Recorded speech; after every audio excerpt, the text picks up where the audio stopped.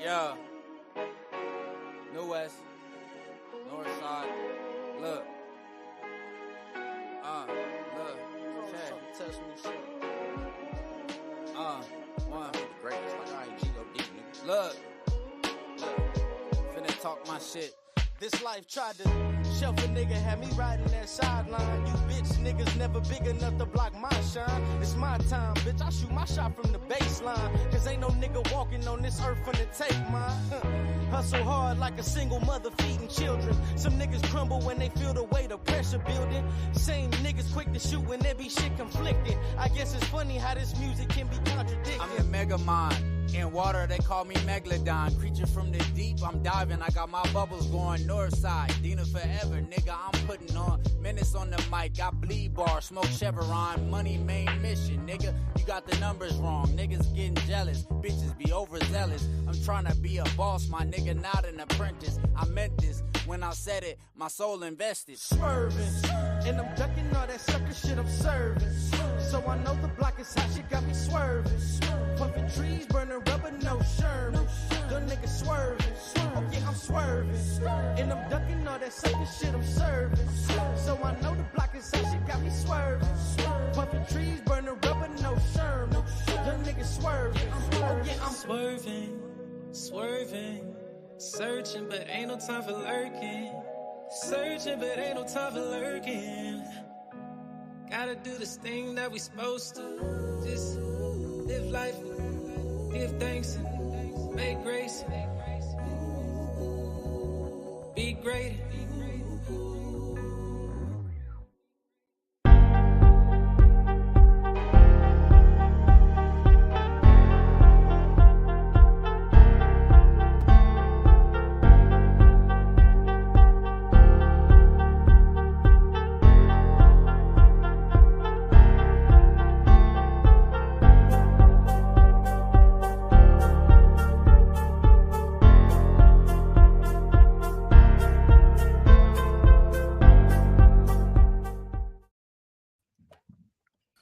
What's happening?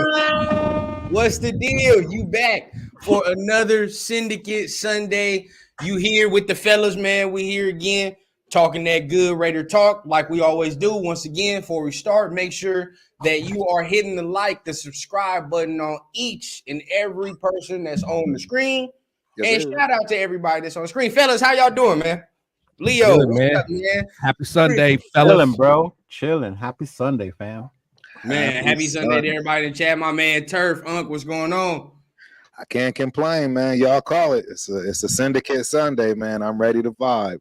Always a good time, man, when we get on here. But I mean, we was already going to it in the chat. We might as well go ahead and open it up. You know what I mean? Talk about it already. So boom. Look, before we get into anything, right? Let's talk combine talk, because that's what's real relevant right now as far as what's going on. So Leo, let's start with you. Today's the O-lineman, but so far in the combine, who has caught your eye? You know, what have you heard? What's going on? Man, so far with me, it's Murphy for sure. He caught my eye huge, bro. Not just the speed, but everything he's been doing. He just looks like a beast. I missed a lot of the receivers and the running backs yesterday, but I caught a lot of the highlights on the NFL Network. Man, these fools are just freaks of nature nowadays, dog. They're faster, they're bigger. It's crazy. And it makes me feel good because that just shows how deep this draft class really is. You know? Even if we don't get we don't have to be a top 110 pick, whatever. Like in this draft class, there's going to be so many gems out there that you don't even know that might even do better than the first rounders, you know? The whole quarterback situation, though. If we needed a receiver this year, I'd be happy. You know what I mean? I'd be like, we got some options. You feel me? But man, the receiver that ran what 4-4-2-1. Oh, Worthy, Jesus. Worthy. Hey, pair him with Tucker. Let's see what goes down. You get it with Tucker. Let's see what go down. But Chris, on you, how you feeling? Man, me personally, man. You know, I try not to get too hype about the combine. The old me would have. But kind of like what Leo said, Byron Murphy. I mean, you gotta love seeing. I know this is gonna sound wild. You gotta love seeing big dudes be able to move like that. Well, I know that's why I gotta make sure I got that out first. It's gonna sound wild, but nah, like Murphy was looking good. Me personally, I like seeing the O lineman too, because I try to focus on what I see on the film, in the games. But you love seeing the big guys being athletic and stuff like that. Like I don't take too much into the quarterbacks during the combine because you don't have no pads on. You're in a non-presser situation, so that I take that with a grain of salt. But seeing some of them big dudes move, I was excited for that. Right. Yep. I mean, the O lineman coming on. I'm about to put it on my screen right now. See what they talking about. So I'm excited to see that. And like you said, man, I mean, like for everybody that don't know, we always say it. Use the combine to pretty much match what you saw on the film, right? You know what I mean? Like, so whatever I saw on the film, let's see if it matched through these drills. If so, okay, cool. Then it pretty much confirmed everything I saw.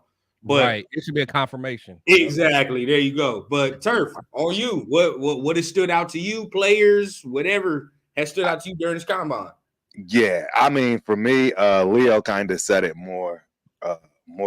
better than I can, if you will, for a lot of this stuff. When it comes to the talent, I'm just blown away by the talent. I'm speechless, honestly. I can't even put together words. It's like when you think, wow, that's that dude, he's the best one in the draft, like 10 more come right after with the same speed time, the same everything. It's really strange. I've never seen this much talent in one draft ever.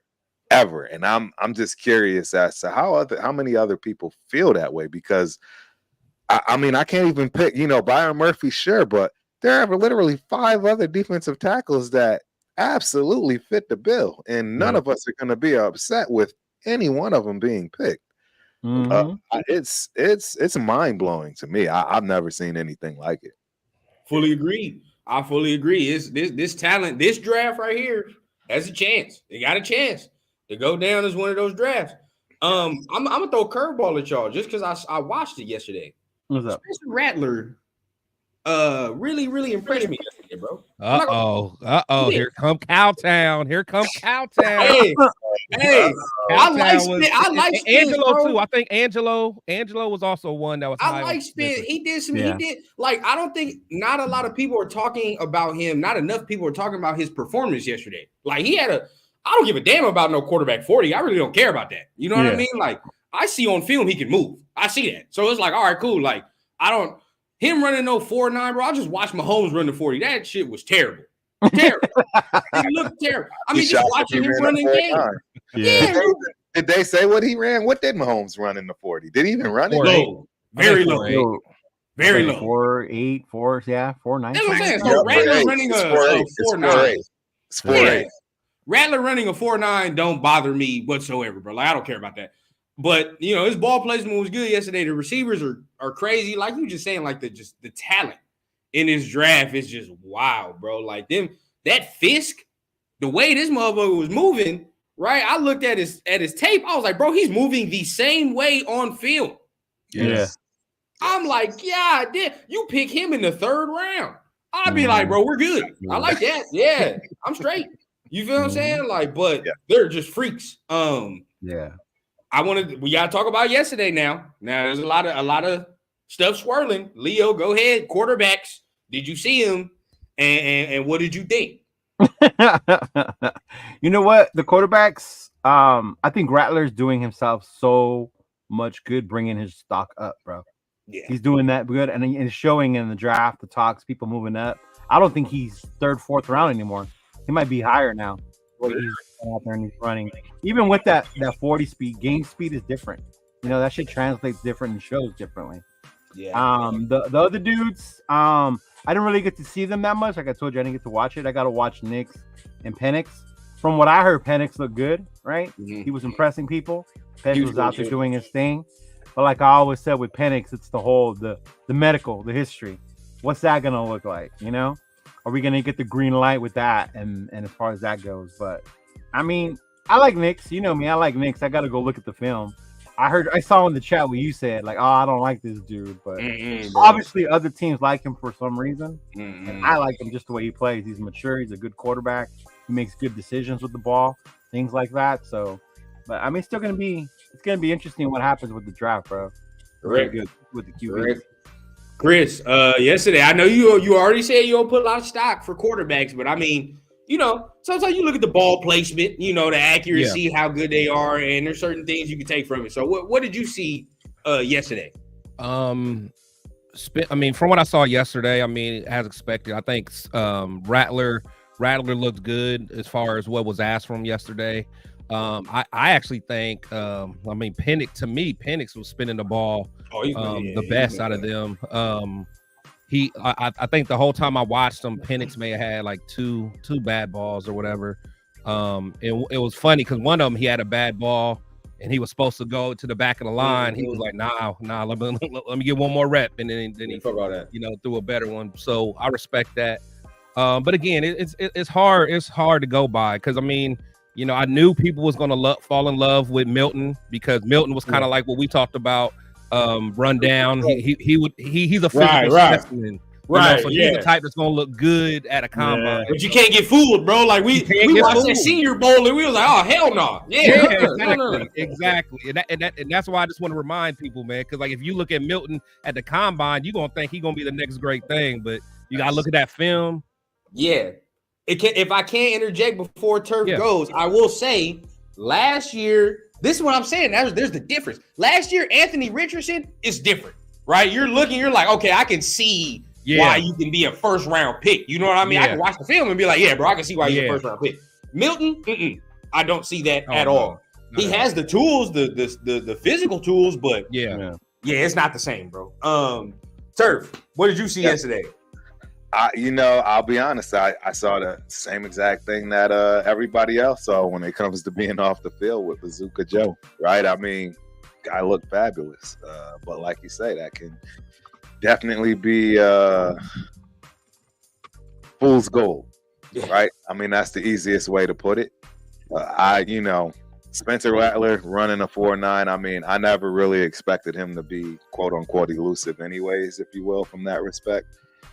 So again, that's irrelevant. I still look to Travis, even though he didn't obviously participate in any way, shape, or form.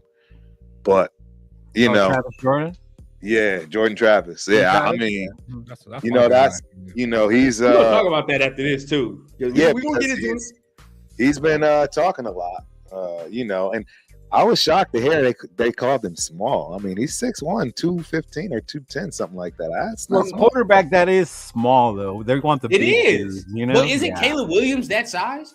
Right. No, Kyler Murray is even small. He's 5'10". But see, he's compact. Caleb's not 5'10". No, hell no. Kyler is 5'10", I thought. No, Kyler not 5'10". He like 6'1". Kyler Murray. Oh, Kyler Murray. Kyler Murray. He's like 5'11", right? He's 5'11". He's like 5'10", 5'11". 6 feet. But he compact though. Jordan Travis ain't. He's still Drew Brees was 6'1". Drew Brees was 6'1". Yeah. Drew Brees. I don't think Drew Brees was 6'1". He was probably 6. It was I was gonna say, Drew was a little slim. I didn't expect them to call him small like that. And I guess that's just me, right? Not being privy to the times, if you will. I mean, everybody else are giants. Yeah, I mean, you look at Josh Allen. That dude's a monster. Yeah. Just huge. Yeah, so, I mean, you remember Cam? How big Cam was? Oh yeah. Oh, ridiculous. There's something that I do want to point out to one of the quarterbacks that we do like a little later after I want to get through the comments real quick, but something I want to point out about Daniels that we got to talk about, right? Even when we talk about Penix as well. But first, let's go ahead. Let's get to the chat real quick because it's booming. It's booming. We got a lot of fans. Rudy, what's going on with you? Shout out. Yeah, Worthy with that 4-2. That's crazy. And they showed AP too. Hey, from what I saw, that changed. That changed, y'all. That's a 4-2-1 now. At least that's what I've been seeing on ESPN. It's officially a 4-2-1, so he is officially the fastest dude on the planet that ever ran the 40, basically. Mm-hmm. Yeah. Chris pointed it out, like when they showed AP, he was like, damn. Wasn't it almost like he knew him? Like, you know what I'm saying? Like, and then And then I saw that he was from California. I was like, I wonder if he was someone that he recruited back because it just looked like he was just real interested in him. Yeah. I'm like, hey, you never know. If he don't know him, then that's a very telling sign. He know him now. Right. Shout out to Brian, member of the channel. Hey, man. Shout out. Hey, we're working on something for y'all behind the scenes, man. We working. Oh, that's him. Yeah. I got him and my guy last. So gotta get them. Shout out. Running back at 220, running a 4.3. Yeah, that's crazy. That's bro. nuts. Stop. There's running back talent in this draft too. We're gonna talk about come on now.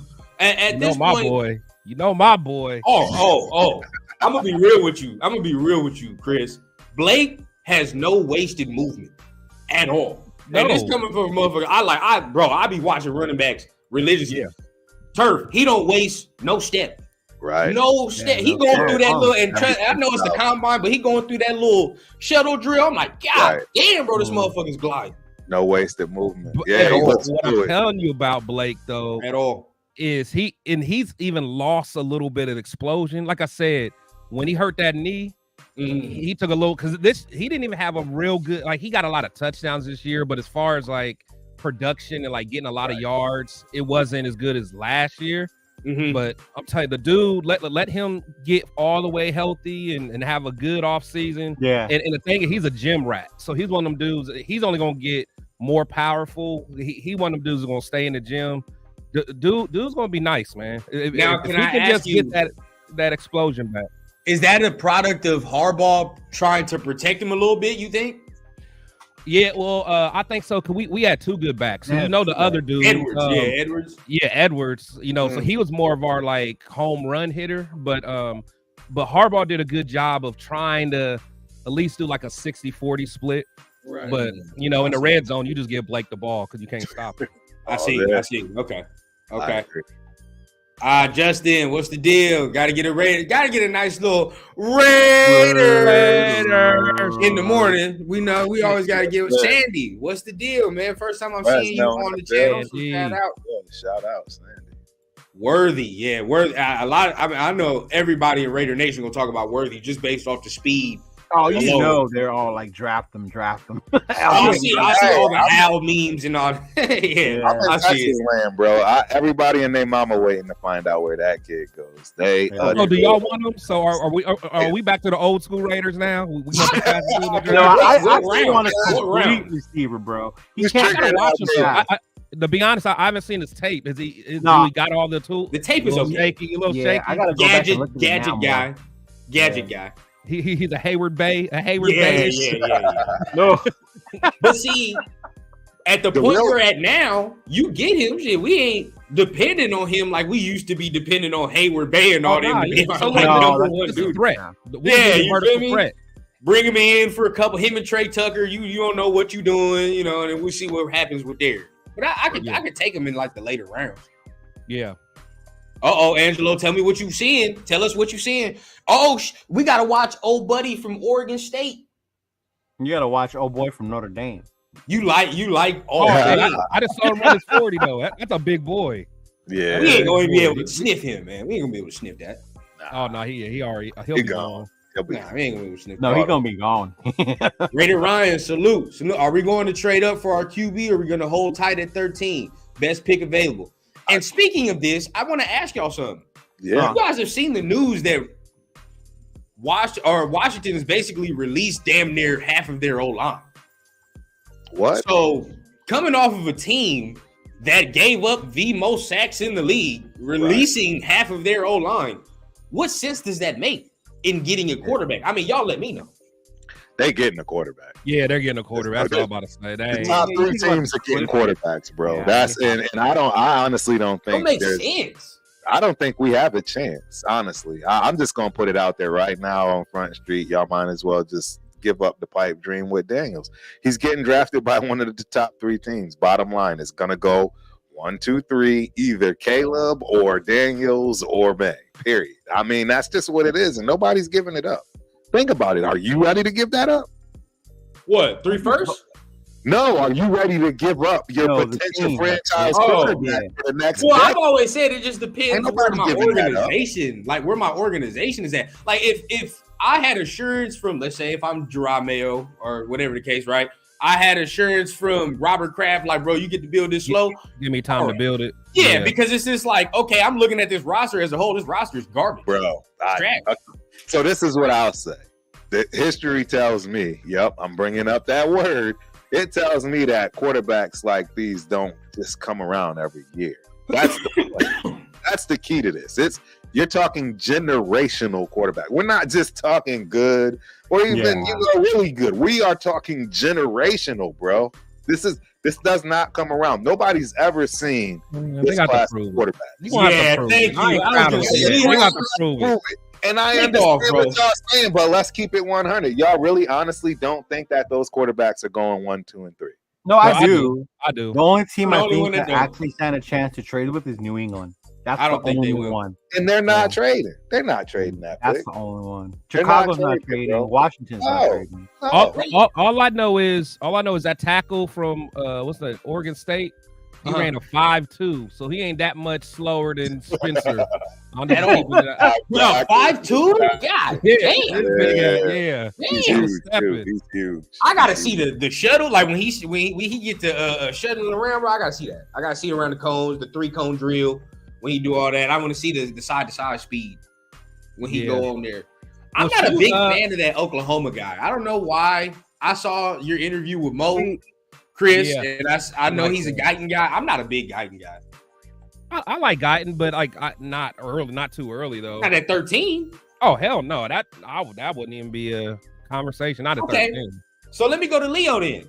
If all 3 quarterbacks are gone, where are we going? We stay at 13 and we try to get a D-tack or offensive lineman, bro. Yeah. Okay. I like that. Okay, Chris, what are you doing at 13? All quarterbacks gone. Same thing. But then again, like I say, but my first rule of business is I'm finally on the train, and I'm willing to admit it. I'm getting Russ, man. I'm getting Russ as a free agent, and then my first 2 picks in this draft is going to be in the trenches. I'm sorry, trenches. But you got to do that before the draft, though. Like you got to get Russ before the draft. I know that's what I said. I was like, that's my first line of business. Oh, like so that's the plan. That's my first line of business. Get Russ in the free agent, and then I'm spending my first 2 picks in the trenches. Okay. Hey y'all, I got to bounce. It was nice with y'all this morning. I'll talk all right, Leo. Later. Yes, sir. Have a good one, bro. All right, big guys. Take it easy. Okay, Turf, where you going? I am going to go a little different here. So I'm gonna actually go with the good old adage saying of the best player. But this is my thing. I want a defensive pick, period. But I want the best defensive pick. So if that's going to be at linebacker, pick the best linebacker. If he's the best player out of the people that are available for linebacker, defensive tackle, and cornerback accordingly. So if the best person is a cornerback, I'm taking him. If the best person is a defensive tackle, I'm taking him. If the best person is a linebacker, I'm taking him. Of those 3, whoever's the best in those 3 positions, that's what I'm taking at number 13. Okay. I say if the top 3 quarterbacks are gone, I'm starting to be on the train of saying like I'm gonna trade back from 13 and acquire some more picks, just because of how we've already talked about how talented this draft is. Yeah, so we already know there's gonna be some players that ain't got no business slipping the rounds like they shouldn't be slipping to. You know what I mean? So trade back. I don't say nothing too crazy. Try to trade back, but probably in the early 20s, something like that, or maybe if you can stay in the teens, somewhere, right? Because you'll still be able to get a DT. Because remember, Newton hadn't even did the combine, so we don't know how teams gonna value him. Murphy might slide, But I think, like, say for example, you said pick the best corner. If we were to pick Terry and Arnold with pick, let's just bullshit 18, 19, I feel better doing that than picking him at 13. You get what I'm saying? Like that's better value to me. Yeah, I agree. And well, after the Nuggets I got last night, I'm not picking Terrion Arnold as a cornerback in general. As a safety, hell yeah. But as a corner, I'm not picking him because just some intel that I've received that makes sense to me. I'm actually looking at the kid from Toledo. That's who I'm looking at. I don't know. He's cold. Yeah. I don't know. I don't know what the deal is just yet. Right? There's still some things that have to be surfaced, if you will. But he may be the best cornerback in the draft, and to be honest, he may be the best player when it comes time at the 13 pick. And that's why I've changed my thought process on this, because the reality is we need 3 players on defense. So why not get the best player for those 3 positions at that point in time? Right. OJ Raider says, go get Leonard Williams and or Christian Wilkins to help develop one of these DT rookies. Okay, now, Chris, you was on regular last week talking about Christian Wilkins first. Now we get the word he might hit free agency. He actually gonna touch it. So, what are you throwing at him? That's interesting. Honestly, I would definitely take him before Leonard Williams, because he's a difference maker day one. Yep. 100%. Yeah. No, I would definitely try to go get him, and then if I can get someone like Byron Murphy too. Jesus. See, okay, because now it's like, hey, Mahomes, the Jordan rules apply, baby. Yeah. Because now you gonna have problems. See, you gonna and me, I don't have no problem throwing whatever he wants at him. I don't give a damn. Yeah. What do you want, bro? Like, and I mean, because I heard Houston wants him, right? But at the end of the day, the selling point is number one, bro. Look who you about to play with. And I understand the quarterback over there, but at the end of the day, bro, just imagine how easy your job is about to be right here, bro. Come on. Now. Oh yeah. Get real. Yeah, you won't get double teamed at all. You won't get double teamed. You're gonna eat. And if you want to really compete, bring your ass over here, bro, and see Mahomes twice a year, bro. Let's get rocking, bro. And no state tax. Your money go a little bit further too. So I'll say this. I always keep it funky, right? Hey, the low key, I absolutely adore the Texans. I think what they putting together is crazy. And to be honest, I as a player, a young player, it's as a young African American, bro, Houston is very, very appealing. I'm just keeping it 100. Now, for me personally, as a 50-year, no. But I'm just thinking in the eyes of a young man coming out, right, wanting to do something. Sure, Vegas is huge. I mean, right, it's Vegas.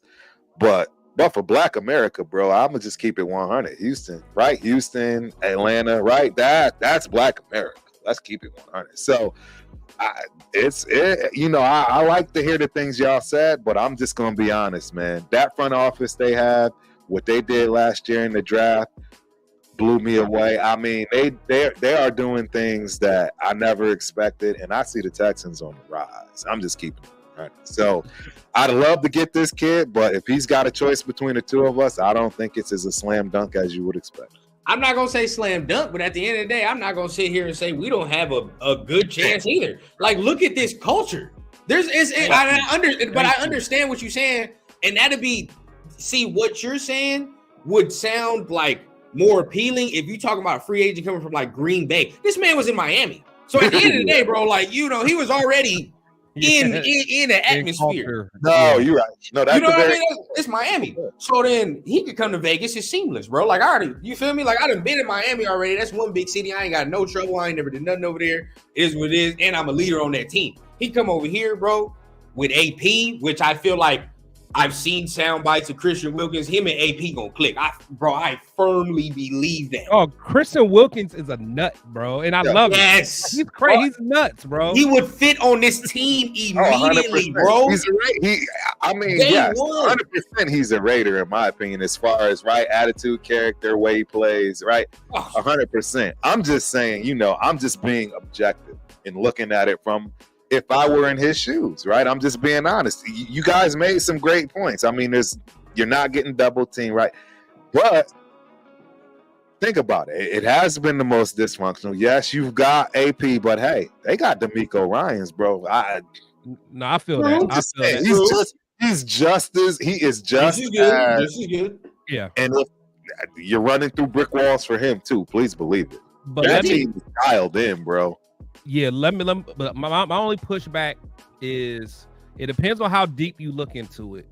If y'all remember though, that Houston I guess the owner or whatever, remember like he literally got rid of Lovie Smith because he won that last game, man. Like that mentality, like for me, if I'm a player, like you know, like literally you getting rid of this guy because he didn't tank all the way for you.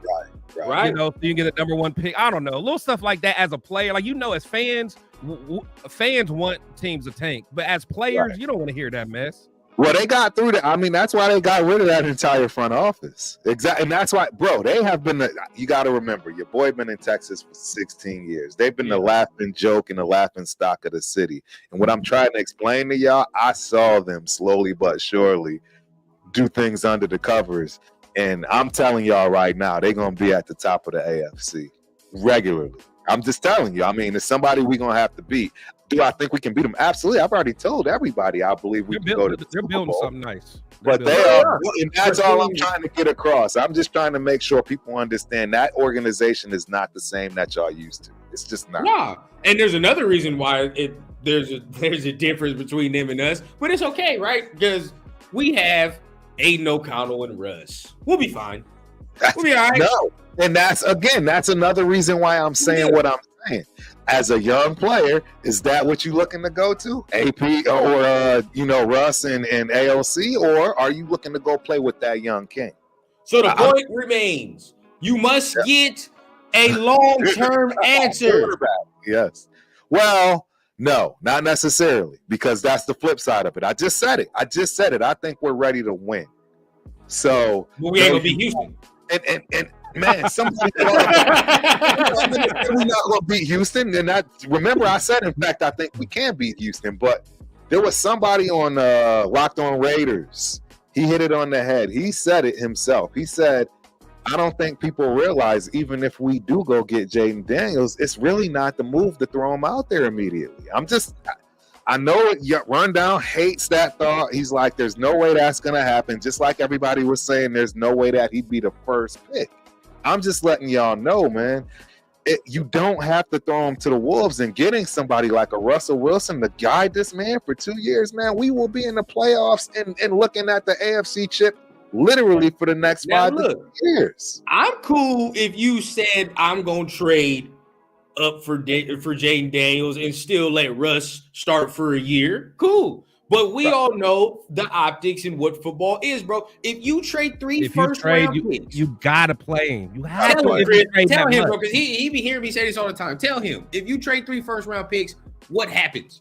Yeah, because the thing is, look, Turf, I feel what you're saying, because I know ideally you don't want to throw the young kid in there unless he's ready, because it can mess up their confidence.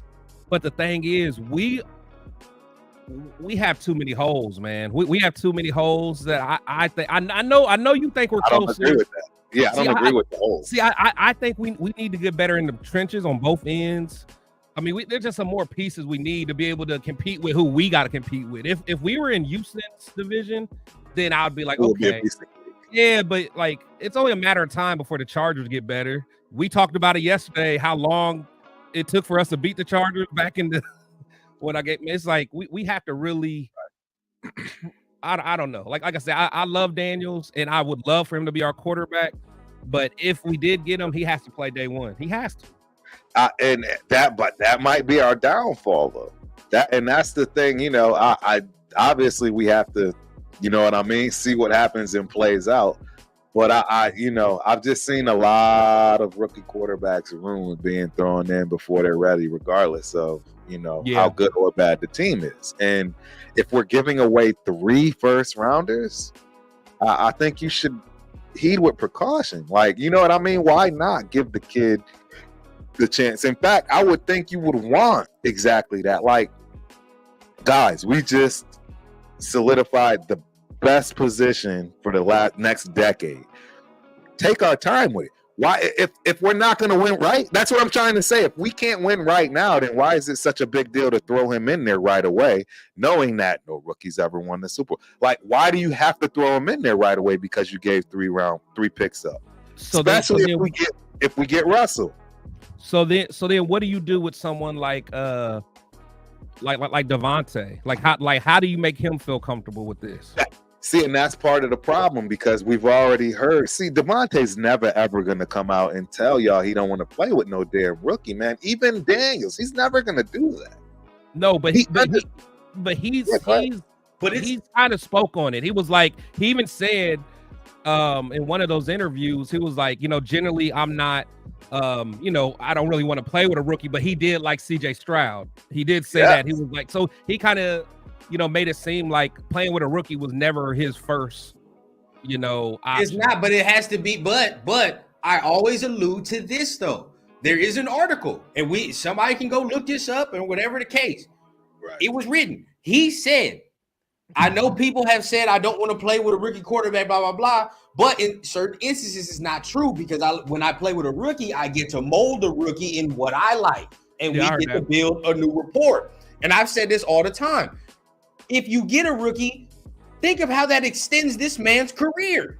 He has to change that tune as well because at the end of the day, if Daniels works out, right, we have a quarterback for the next 10 plus years. We would say right now Devontae has a shelf life of how many years right now? Max 5. With a better quarterback, you can extend that and be like, all right, bro, I might be able to do certain things. Look, I'm just saying, we're talking about like at his highest peak level. Right. At his highest peak level, we might get a good 3 to 4 years. But Devontae is a style of receiver, and I know it's gonna sound crazy, like similar to Jerry Rice, because I was thinking it. Yeah, because he don't depend on his explosion. He don't depend on his speed. He's gonna always get separation, regardless how old he is. At Devontae's worst. And at his oldest, he's still gonna have seasons like an Anquan Bolden type thing. You know what I'm saying? So okay. So he's 31 years old, bro. He'll be 32 this year. In 2024. How long did Jerry play? Jerry is the GOAT. No, I understand, but I just want to say, how he played it to win. 40. I mean, can Devontae not play until like 36, 37? Easy. Well, that's what I said. 5 years. That's what I said. 5 years. And with a better quarterback, you might be able to squeeze one more. You don't know how it shake out. It's possible. You're absolutely right. It's possible. Jerry played for 20 seasons. I want him with Russ, man. Do y'all realize we would probably only have to pay Russ like $2 million? Nothing for 2 years. That's all on Denver. That's all on Denver. Rundown. If you really think about it, give Russ $2 million.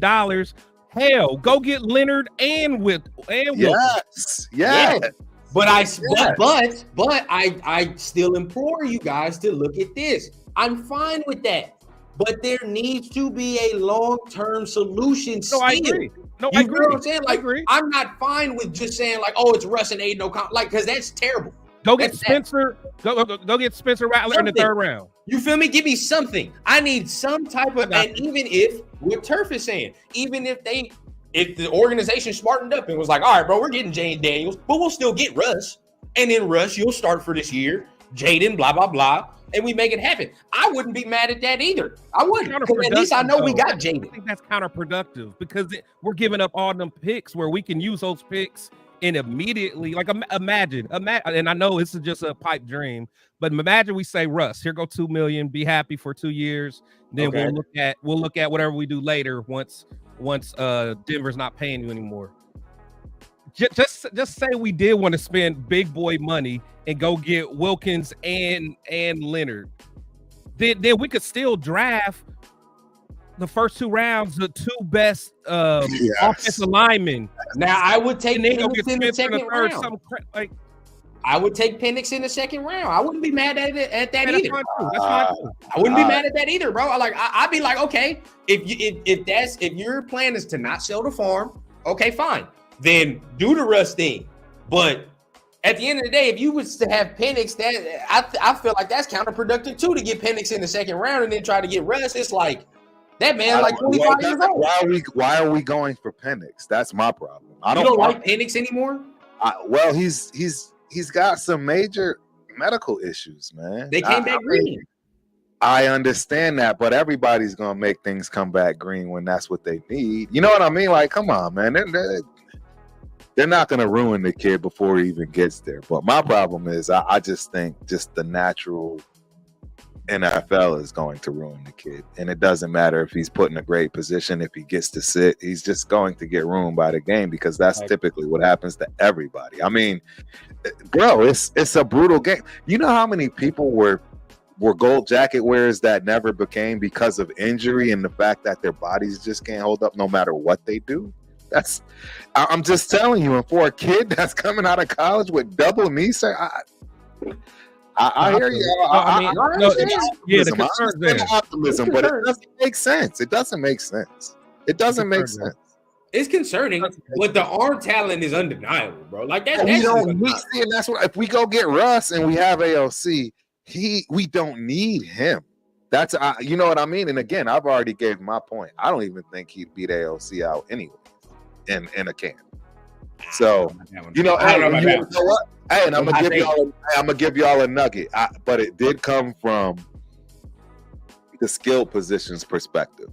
Okay. And I've always had this perspective as well, which was why I loved talking to my man Antonio Cromartie last night. But we had a really deep discussion, and I've been saying it all my life. As a skill position player, it don't matter where you at. It just don't.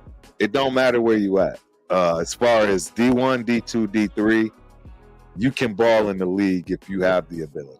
Period. Oh yeah, Danny Woodhead is the number one guy I love to bring up. Danny Woodhead, that kid, amazing, right? And D3, I believe, right, running back, Woodhead is one of my utmost go-tos when it comes to talking about that. But he just said exactly the same thing and couldn't stress it more. That it has nothing to do with ability.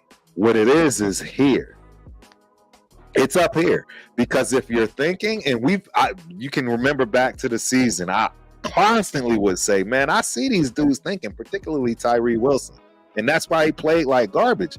And that's what he's saying. He's like, bro, all that is the same. It's just if you're thinking, you're already so far behind, it's a wrap. Yeah. So you 100% absolutely have to know your playbook. You have to know everything, and if you're not thinking, you'll be fine, skill position wise. But if you're thinking, you're not even close. And he said that those trenches, right? Those trenches, that's the part where that speed of the game, right? Quarterback play. Yeah. So I don't know. Are you off the Penix train, Chris? Huh? You off the Penix train? No. I'm cool with Penix. I'm cool. But again, I mean, I do have those concerns, though. I do have those concerns, but the thing is that what I have to keep thinking about is one thing about Penix, though, he's gonna get the ball out fast. And honestly, I think these medical procedures and tests that they do at the combine, like they do real deep dives into these people, man. Like some of those tests, like they also do like tests on like that can predict what type of injuries you can get based on your body structure and all that stuff.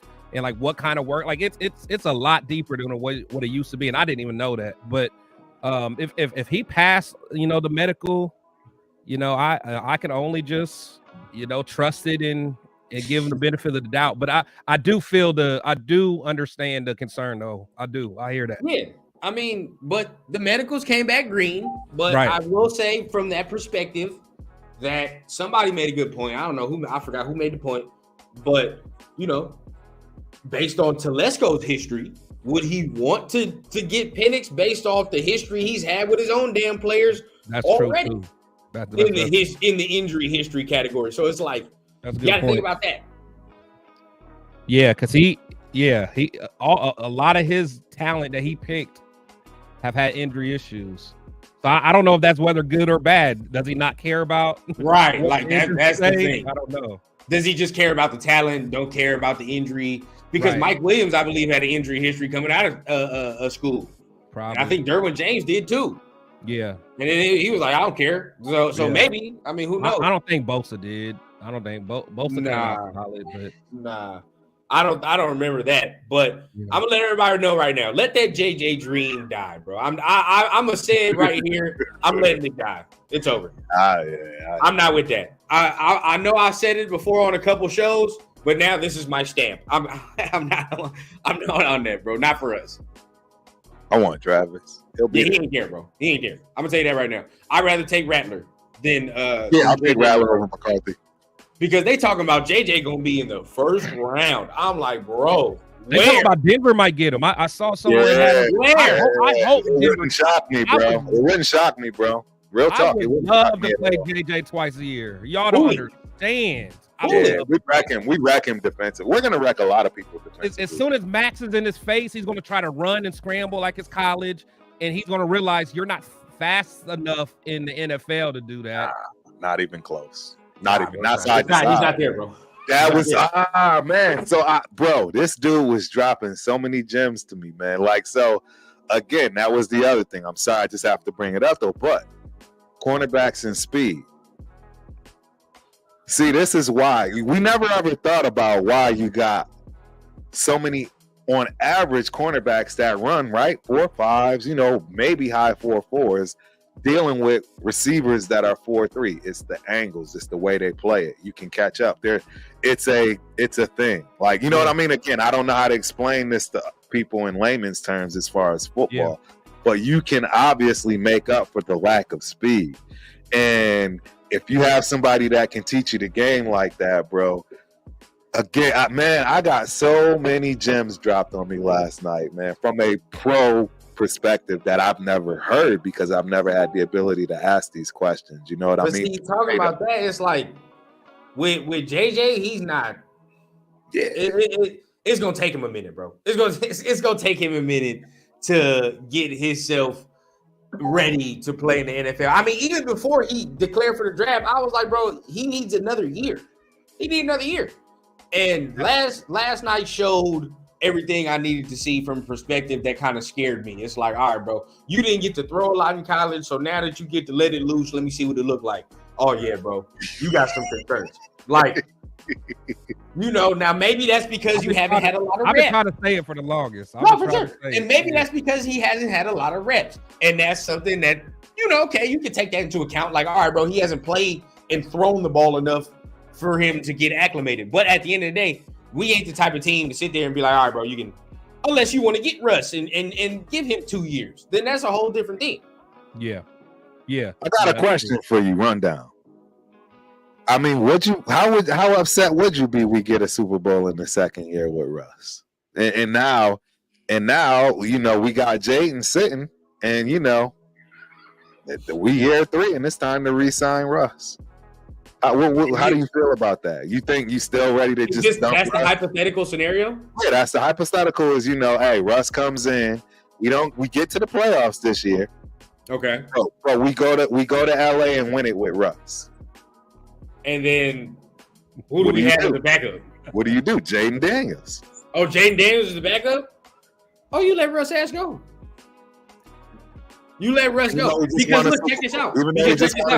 No, because based on what y'all always tell me, it's going to be our damn defense that wins that goddamn Super Bowl. So at the end of the day, right, like Russ ain't going to be doing a lot. Now, if Russ is sitting there and he's like the main of he got like 300 yards and 3 tubs. Well, goddamn, at that point, yeah, then it's like he's playing at an MVP level. But if he's not playing at no MVP level and he's not the main catalyst on why we're winning the Super Bowl, you're gonna have to let him go. You have to. Chris, I'm gonna tell you, man. I've never been a huge fan of Russ in any way, shape, or form. But I honestly think he can help us get a chip. Oh, for sure. I think we have everything, especially with his contract. His contract is everything to me. We could pay him $2 million. How close are we to winning a Super Bowl? That's the question. What do you think? I think we're close. I think we have. I think if we get a defensive tackle that's just a dynamite defense tackle like a Chris Jones level, I think we're a Super Bowl team. I think Chris, all right. Now I think our defense overnight. I think Jacorian Bennett becomes like a cornerback you can actually shop and get picks or something for if we get that defensive tackle and what you're going to see when that happens. Because I'm telling y'all, now you, Chris, go ahead. What do you think? Like, is our Super Bowl window? You think it's this year? You think this year we can get there? It depends. Like it's hard for me to say it without knowing what the plan is. Now, I think if we did my plan, then yeah, we could compete this year. I really don't I don't know how else to say it, man. Like, if you're spending $2 million on a quarterback for like the next 2 years, like, you literally could go ham on free agency, but still be smart. Yeah. And then if you knock out like Telesco usually does, knock the draft part for the most part, like you're talking about 6 or 7 new starters we're going to bring in just this offseason. High quality players, man. Like as long as we figure out, as long as Russ can do what we think he can do, there's no reason we should not be able to compete. Okay. I don't want to derail it, but I'm saying, like, yeah, go ahead. I'm saying, okay, I understand what you guys are saying. I get it, right? You just don't like Russ because he's old. No, it's not about Russ. And my thing is this. I don't think we're in the Super Bowl window until next year. That's what I wanted to see. That's the thing. Like, I don't think this ain't the year, bro, because number one, we ain't even won a playoff game. That doesn't matter. But listen to what I'm saying. It does matter, Turf, because this is what I'm saying. You got a whole bunch of players on this team that don't even know how to fucking win in the playoffs. You telling me they're going to make that leap in 1 year to know how to be you're telling me Jacorian Bennett's going to make a leap to be a Super Bowl cornerback? Diablo's really going to make the leap to be a Super Bowl linebacker? If they only got 3 seconds because we just brought in a dynamite tackle, a defensive tackle, that's going to change the whole game for everybody, and it's going to up everybody's game because now everything is going to be different. Absolutely, I do. I mean, you're telling me we're gonna fill every single hole. That was the question. That was the question I had that I said I didn't want to derail us because Chris, you even said it, and I'm still perplexed. The only thing I think we have a lot of holes on is depth. But as far as starting positions, where are all these holes y'all talking about? I only see 3. I only see 3 holes. Offensive line. Offensive line. Yeah. Defensive line. Okay. Yeah. And you can either be cornerback and or quarterback. No, that's both. That's 4. It can be and or, because what I'm trying to say, I've already been on the train with this, meaning if you get a defensive tackle that is just a wrecker, that changes everything. And I don't necessarily think we need that star cornerback opposite Jack Jones. Don't get me wrong. It'd be great. But I don't think we absolutely need it if we get the right defensive tackle. And see, this is where I push back on this. Because, yes, I do believe AP gets the best out of players. I've seen Malcolm Kuntz or whatever, but that's half a season. And that's half a season where they were happy McDaniels was gone. Okay, cool. Right. But we got to see what's going to happen. All of this is based off of hope that we hope Jacorian Bennett ascends and does what he's supposed to do. We hope that certain Malcolm Kuntz continues, right? Because what he did last year, anything less than last year is a failure if Malcolm Kuntz does not produce, right? Like, that's just fact. So we hope it, and he has to do that. What makes us think that he won't, though? What makes us think that It's not saying that he won't. It's me saying that it's just a lot of hope-based shit. Like, but it's all hope, though. No matter how you look at it, it's hope. Certain teams in the league don't hope. Certain teams Daniels is going to be good. You know what I'm saying? Certain teams know. Bro, we're hoping that Daniels is going to do what. Right, that's what I'm saying. That's what I'm saying. But listen to what I'm saying. In the AFC, we're going against a whole bunch of teams that know instead of hope. There's at least 4 teams to 5 teams that know if we get in the playoffs, I know this player is going to do X, Y, and Z. We got a whole bunch of shit where we hope our players do X, Y, and Z. Houston was based on hope this year. They were, once again, 4 other teams that can say Joe Burrow and them know when we get in the playoffs what we're going to do. Lamar Jackson, we know. Patrick Mahomes, we know. The Bengals just now started getting good. Exactly. I mean, the Bengals They've had to been get to the good point forever, where bro. They've been good to get in the playoffs. Come on, and then bro. they got in the playoffs and they beat us. I mean, it's all about, you just got to get, remember I said that a couple weeks ago? We just got to get to the dance. And then anything happens there. Let's just get in the playoffs. I'm saying, Rundown, if we get in the playoffs, you don't know what can happen. Let's just get there. You don't think? And they're in a different situation because they have an actual long-term solution quarterback. And that's the next thing. I know y'all talk about like Russ coming here and all that. And I understand it's the money situation and whatever the case may be. And he knows how to win. He literally knows how to do what you just talked about. But I'm going to push back on this, and I continuously say it, bro. Y'all can call me crazy all you want. In a full simulated season, bro, Aiden O'Connell has a better season than Russell Wilson. Nah. So why? No, I'm dead ass. You want to talk about numbers, Turf? Look at all the numbers Aiden O'Connell had in them 9 games he played and factor that in for 17. Look at the stats of that. I guarantee you it's better stats than what Russ had that entire season. So why am I going with that? That's what I'm saying. I think Russ is a better. I am an ALC supporter 100%, but I'm not going to sit here and be naive enough to think that he's better than Russell Wilson, who's won a Super Bowl, let alone the amount of playoff games. But that's before. It doesn't matter about, bro. You can't just dismiss somebody's whole entire successful. If he's playing like trash now, then yes, I can. But he wasn't playing like trash those last 8 games in Denver. In fact, he had numbers that put him in the top 5 as far as all quarterbacks. And we talk about Aiden O'Connell being the best rookie quarterback of the whole thing. And once again, like I'm saying, if he had a full season, he's having a similar, if not better season than Russ. So then what's the difference? Well, that's my thing. Because money? And because he's been there before, bro. Currently, is he playing good? Currently, that's all I'm saying. Yes, he is. That's the whole point. He is playing. Okay. Bro, he's playing good. He's actually playing good. He's okay. And for the record, 7 teams have won the Super Bowl without making the playoffs the previous year.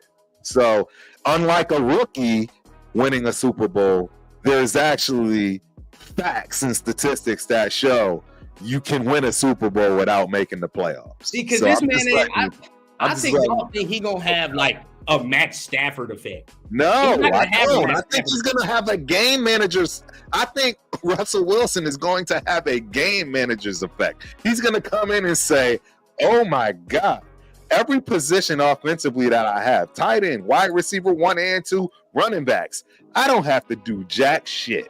I just need to get this ball to these people, let them do their job, and manage this game. I don't need to be the Russ of the old in Seattle where I got to roll out, make all these crazy plays with my legs because I actually have a team." So that's what I see. I see that in Russ. No, I agree. I mean, as bad as we look at Russ's time in Denver, I mean, we can admit, especially that first year was bad. But you got to think, for what Russ did last year, I mean, just from a number standpoint, I mean, he threw 26 touchdowns, 8 interceptions. I'm telling you, bro. No, and the thing is, he got benched the last 2 games. Like literally, like his season in Denver last year would probably rank number 3 as far as best seasons that the Raiders have had at quarterback for the last 20 years. Period. Harbaugh only had two better years than what Russ has had this last year. Do you want to win a championship? Rundown. Do you want to win a championship or do you want to win the draft? All I'm saying is this. This is what y'all fail to realize, which is so funny to me. And sometimes maybe this is what that old motherfucker was talking about earlier. Because look, we look at Russ, bro. And steady year by year, we've seen this man do this. Then this last year, he went to this. And now all of a sudden, we think that shit's going to go back up to this. That's a delusion. No, that's not. See, that's where you're wrong. That's where you're misinterpreting The what we way think. he played last year will not win a Super Bowl. It will with what we have. It will with what we have. Turn the ball over so dumb last year, bro. You will fucking rip your hair out, bro. You would rip your hair out at the way this. I don't think you're gonna see that with the team he has around him. What did he have in Denver? What running back he have in Denver? He had a whole bunch of receivers that couldn't catch. So we're gonna sit here and act like nobody was like, "Oh my God, Sean Payton! Oh, Denver's gonna be doing something." So we're gonna act like nobody said that last year. I mean, on paper it sounded great on paper, but the thing is, Sean Payton might be Gruden 2.0. On paper, we look good with Jimmy G, didn't we? Yeah, I never agree with Jimmy G. But here's the difference, though. Here's the difference. Jimmy has not been known as being able to throw. Everyone knows that. Now, he was a good game manager. Now, the thing is, we can't sit here and act like Russell Wilson can't throw the football now. We can't act like that. Right. And Russell is at least mobile enough to help himself if things go haywire on the offensive line. Now, all we need him to do is just manage the game because you got a Josh Jacobs, you got a Zeus, you got a nice young tight end, you got one of the best receivers. You got probably the top 3 number 2 receiver. If you get an offensive line, Russ can make it work, I think. I don't know, man. I can't hop on the train. Run down. You're gonna have to admit it. I'm not gonna hop on the train one day. Well, I gotta take a stamp at something. No. My question to you though: what is most important to you? Getting players that you want or winning a Super Bowl? That's the honest question I have. What is the most important to you? The most important thing is making sure that the Raiders are good long term, not just and that's where you lost me. That's where you long term, bro. Like that's not a long term solution, and that's where y'all continue to go. Y'all want quick ass fixes. 24/7. Yes, y'all do. No. Everybody wants a quick fix. I just want this now, blah, blah, blah. But you don't realize that if you try to do that, sometimes it's not the best thing. It can look sexy because it's $2 million. Run down. He ain't been there, bro. If we were the Panthers, if we were the Patriots, bro. I agree. I know you're not buying it because you're not listening, but what I'm trying to explain to you is, bro, we actually have a team that can win now. If you put the right pieces in place. So you don't want to hear that for whatever reason. I'm not saying that, but y'all are under the delusion that every single piece and everything we want is going to get signed. That's not how the shit works. It don't happen like that all the time. We don't need a whole hypothetical. Exactly. It's hypothetical, but the other pieces, we don't need a whole lot. That's my point. We need 3 people. Why do we need more than the defensive and the offensive and the cornerback? Why do we need more? We need more than 3 people. What more do we need? So what more do we need then? I mean, for me to really be competitive, I mean, we just need to shore up the trenches. Like honestly, I would like 2 defensive tackles because I'd rather. We have money for it. Yeah, like I'd rather Tyree come off the bench and just be a rotational player. I would like a linebacker, because. We could upgrade there. Corner, I like another corner to push Ja'Cory Bennett, in offensive line. So, I mean, to me, I say we need a good 6 or 7 solid people, to me. And how many can we get in free agency? How many can we get in free agency? See, and that's what I'm saying. With Russ, you can get 2 stars right there. 2 star. I don't. And we just $1 million if we give that quarterback. That's fine. That's fine. We just said that this is the biggest, most stacked draft we've ever seen in our lifetime. So you're telling me we can't get 4 more pieces in this draft? We got how many picks? And you're telling me our first 4 picks can't be solid picks to actually help the team. But y'all been telling me y'all want veteran pieces, bro. Like at the end of the day, I understand. Look, I understand you want. I understand the Russ thing. I get it. But all I'm saying is, bro, that's 2 years. And then look, and in the 2 years, say if we do not win the Super Bowl, say if we get to the playoffs and don't win a game, then what? Like because you're still at the same spot you're at, but you're not any further behind. Yeah, because we use it. Because what do you mean? What? because we We use the don't have draft. a fucking quarterback still. And you'll get one. Oh my God! Because then in 2 years we're gonna be like, you know what? In 2 years we're gonna be like, you know what? This veteran is available, so we might as well go ahead and go with this veteran because it's cheaper. What happens when you get one? So what happens when you go to the first? You get the first pick and Daniels doesn't pan out because that's a possibility. What do you do now? You just say, "Oh, now bread, don't we?" that's going to wreak havoc on the next decade. There's still money. Still got bread. You still got bread at least. Because at least you still have money. You're not paying a big ass quarterback. Now I'm completely lost because I don't know anybody in their right mind. You don't have no picks, but you have money. But at the end of the day, Turf, if you get Russ, and no, listen. Look, if you get Russ, he don't work. Okay, now let's go to Aiden O'Connell. And Aiden O'Connell got the same deficiencies we've been saying he's had the whole time. And now we're stuck again in the same fucking position the next 2 years that we've been in the whole time. Like, do we forget pre-Carr? This is what the fuck we're going to right now. No. That's what we're about to be doing. You're way off on this one. My question to you is, what do you think? What do you think the Panthers have the ability to do now after what they've done? Do you honestly think the Panthers have a legitimate shot in 5 years, let alone 10? That's why they got rid of all them. They in the NFC, bro. We in the AFC. It's a completely different fucking story. They're in the NFC. I agree, we're in a completely different boat, bro. The NFC is way harder than the NFC, and that's my whole point. That's my question to you. They're in the weakest conference, and they're still never going to come close because of what they've done to get that quarterback that didn't pan out. Because I'm telling you right now, Bryce. Because you're saying after 1 year now this man is garbage. It's complete trash. I didn't say he's garbage. What I'm saying is he's not going to pan out. He's not going to be the quarterback that gets them to the promised land. That's my opinion. So you know why I can say that too? There you go. Stats tell me that. You know what I'm saying? When you look, and that's where history comes into play, right? Because if you don't pay attention to history, you can repeat it, good or bad.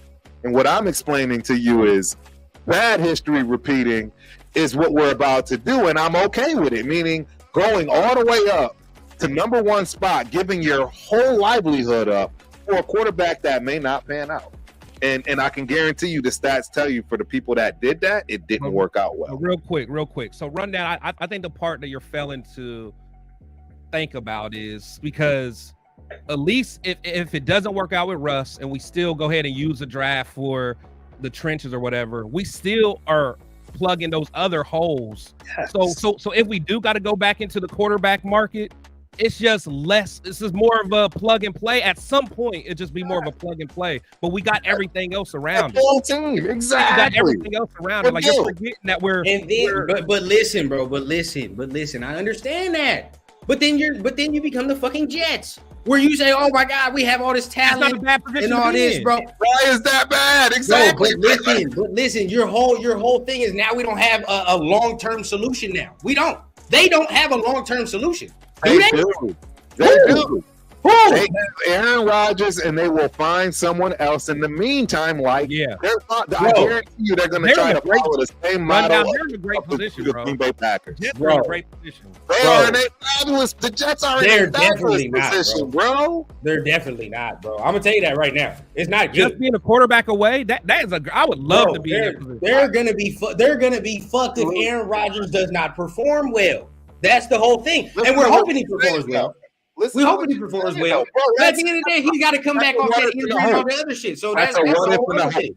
It's a what if and a hope. But if you look at Aaron Rodgers' track record, I think you're probably going to run with it. It's all a hope and a wish. But if you look at his history and track record, I think you probably go with that. Okay, but he hasn't won a Super Bowl in forever. And if they don't win a Super Bowl, it's a fail. No, they ain't even made the playoffs. We all saw what happened to Aaron Rodgers. They gave that man no help. But they let his receiver walk, and they gave the man no help to where he eventually forced the trade. If they do not win a Super Bowl, is it a fail? Yes. If they don't win a Super Bowl in the next 3 years, it's absolutely a fail. If they do not have a long-term solution after Aaron Rodgers, because they're not taking a quarterback in the first round. Of course not. They Probably don't not taking a quarterback. Exactly. Okay, but listen. Bro, there are a million quarterbacks in the But league listen. right now that could be formidable. Behind Aaron Rodgers, No, that's in the league on the other 31 teams. You got They a can get lot Spencer of Rattler. guys, bro. They can get Michael Penix in a second. Bro, so everybody that gets drafted. Maybe. No. So my question is this rundown. So everybody that gets drafted this year at quarterback now is just all garbage if they don't start next year or the year after. Now there's no way to trade if they for. want to do that, because they still have So holes there's too. no Their more- whole there's no offensive more line is Baker Mayfield. garbage.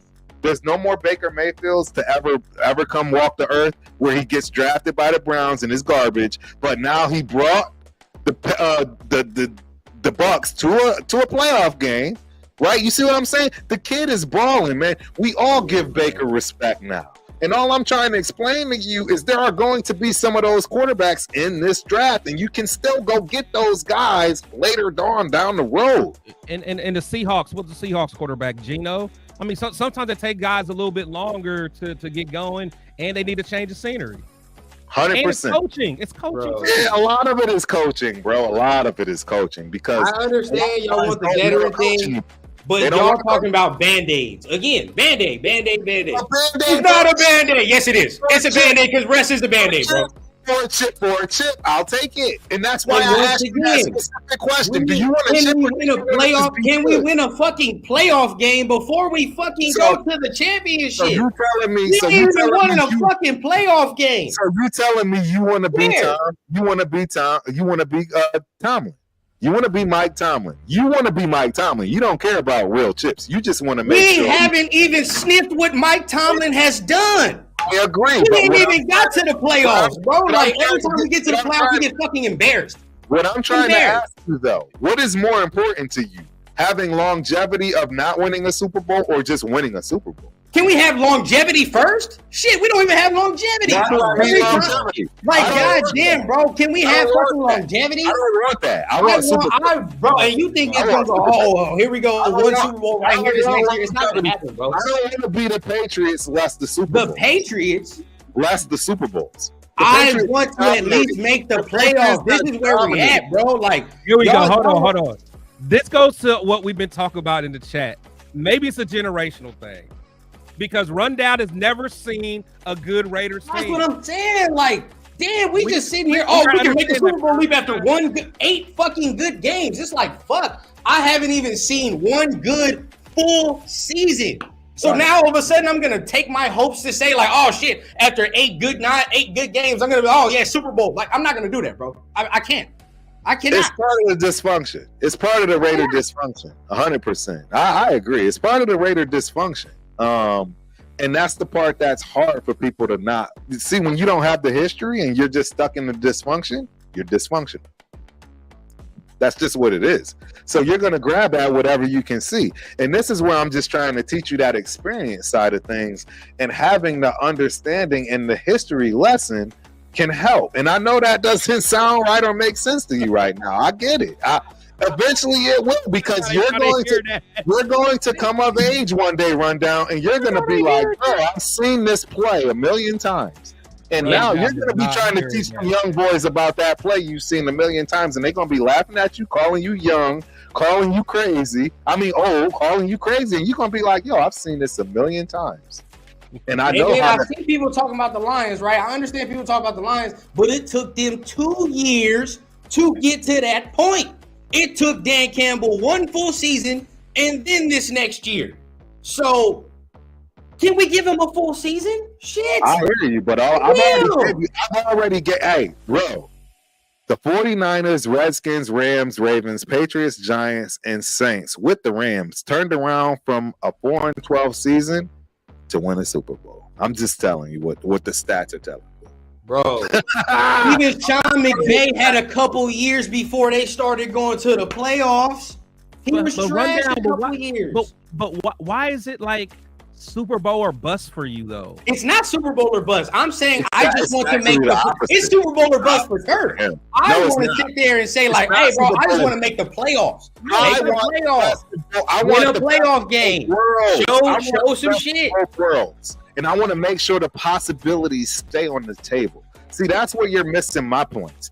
I want the best of both worlds, Rundown. I've been on this earth for 50 years. I want the best of both worlds. I want to win a chip now, but also be good for the rest of the year.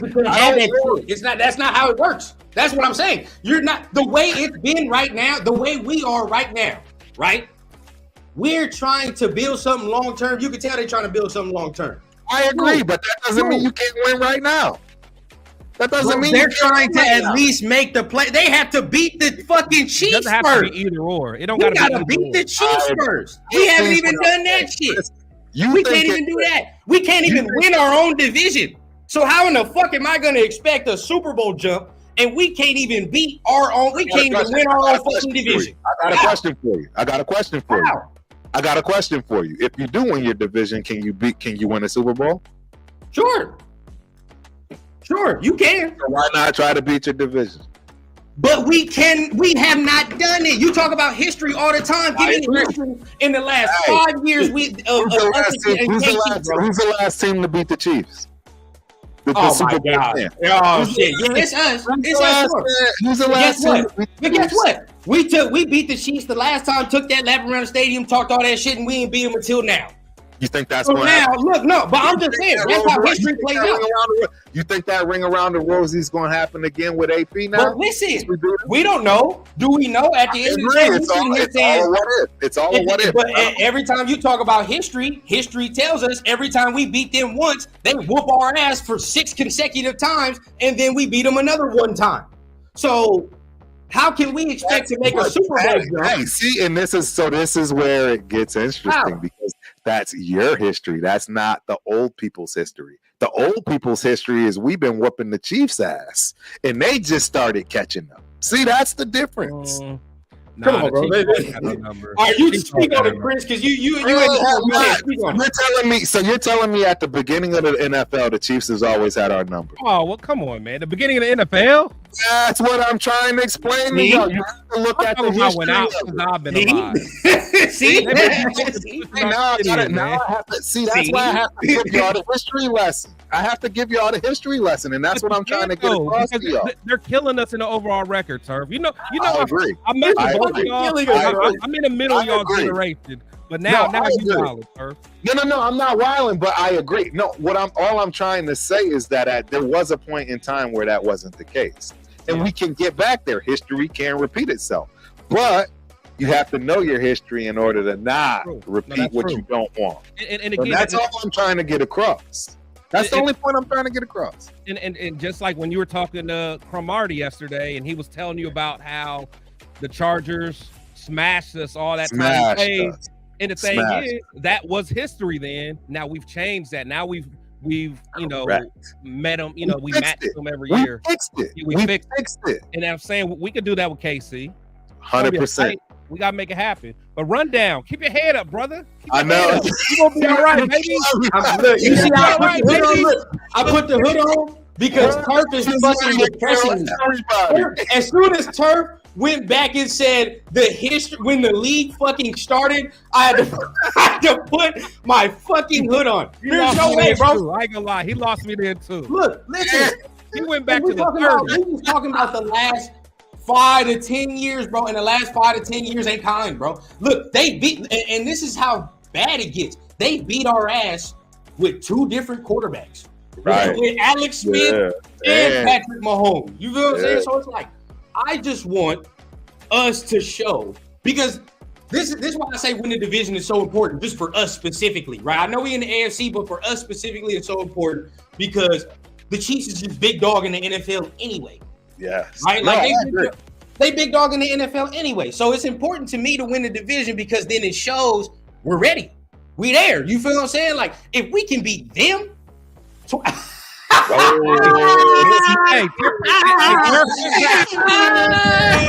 went back when they were wearing these helmets.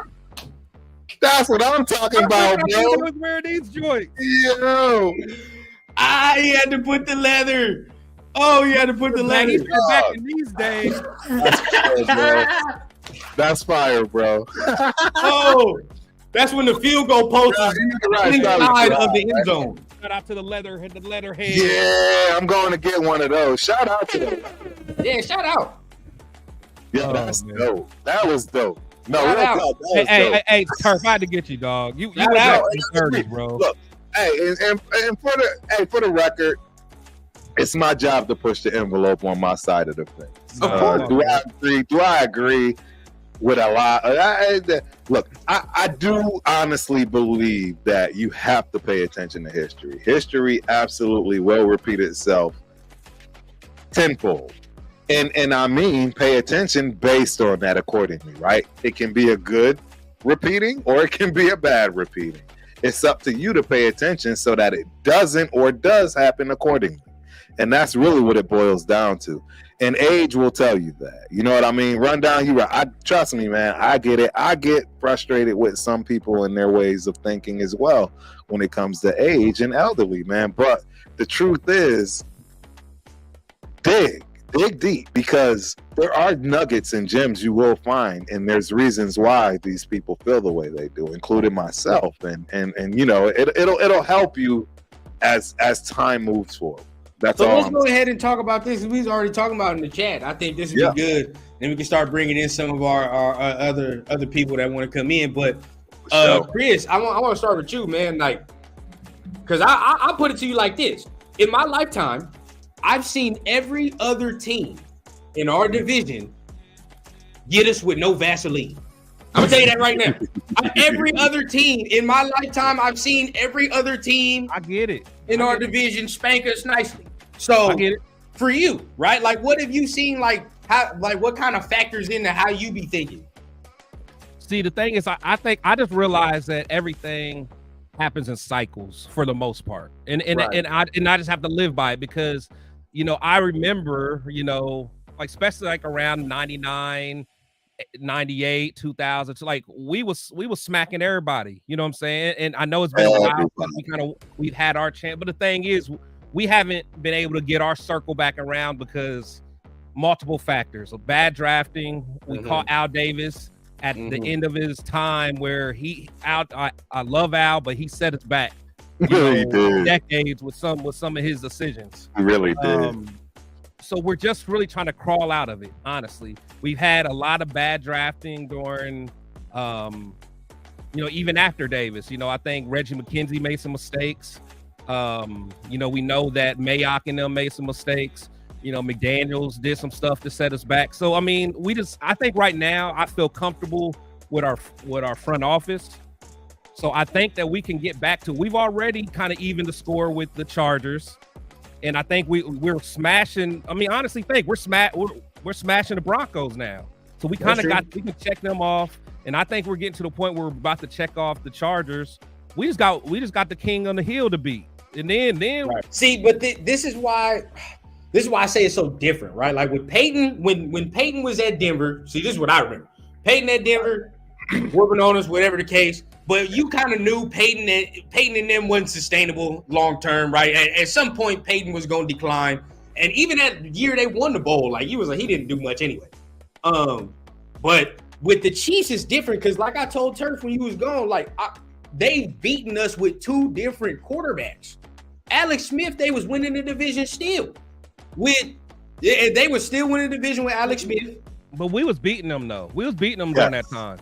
But they were better than us at the end of the day. But now that they done grabbed Mahomes, right, it's different now because now we're looking at this motherfucker like, this is the best quarterback in the league. Like, he's going to be here for a number of years. So now it's like, another decade. It's different now. You know what I mean? And that's why I say winning the division is so important, bro. Like, you can beat them consistently or we're on, bro. Right. I mean, but you got to think, though, KC, I mean, for a while there, out of the three teams, KC was the one that I thought we had a chance on beating. Back in that, you know what I'm saying? Yes, like, 100%. Yeah. Oh, yeah, because, you know, we wasn't beating the Chargers at all during, like, I think it was 8 years. We went 8 years without beating them. Like, Phillip Rivers and them used to do us filthy. Andrew Brees did us filthy. And then the Peyton era, even Jake Plummer used to kind of do us dirt. And who was before Peyton Manning? Didn't someone before Peyton Manning smack us around? Before Peyton? Right. They were having trouble before Peyton. Remember, they had like maybe it was Osweiler and all that other dumb shit over there. No, actually, Cutler used to push our shit in sometimes too. With Denver, yeah. Yeah, so that's what I'm saying. But I used to always be able to check the Chiefs game. I'm like, well, we'll at least beat them. So it's like a cycle, man. Because then once the Chiefs start getting like Priest Holmes in them, right? And I think Trent Green, like they had some years where they were. So it's a cycle. We just got to get back to our turn. That's all. Right. Exactly. So, Turf, for you, right? Like when you was watching, how were the Raiders compared to everybody else in the AFC West? Like we were big dog, correct? Absolutely. As a kid, even way younger than you. See, I'm a 70s baby, so I got to see all the, you know what I'm saying? Exactly, but not in the same light and sentiment. And you're gonna understand this as well to run down. Trust me, bro. I actually left the Raiders at your age. Real talk, right? Because it was devastating for me. No. It was devastating for me to not be able to play the game no more. So you got to remember that was at you're 25. I graduated college at 23, I think. I was trying to be a lifelong student. My parents was like, nah. Bro, real talk. Y'all know this is a little story time for Turf. I stayed in school for 7 years straight. I've never missed a single semester. I'm never going to say I didn't fail a semester, but I never, you know how people take break? No, your boy Turf should have a doctrine right now. And I am a professor in jiu-jitsu, but I should have a doctrine. I was in school for 7 freaking years straight. I didn't miss a single semester. I didn't take a semester off, and I was in it. Did you get to see Bo's 40? I did. Bo's 40 was my dad. That's my dad's guy right there. That's my dad's guy. Bro. See, I had a love-hate relationship with Bo, kind of like the Jordan thing. Y'all all know Marcus Allen was my guy. I was like, why are they doing this to my guy? Yeah, I still haven't. Marcus dirty.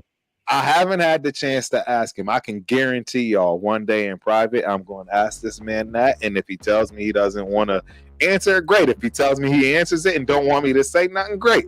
But I'm going to let y'all know before I die, damn it.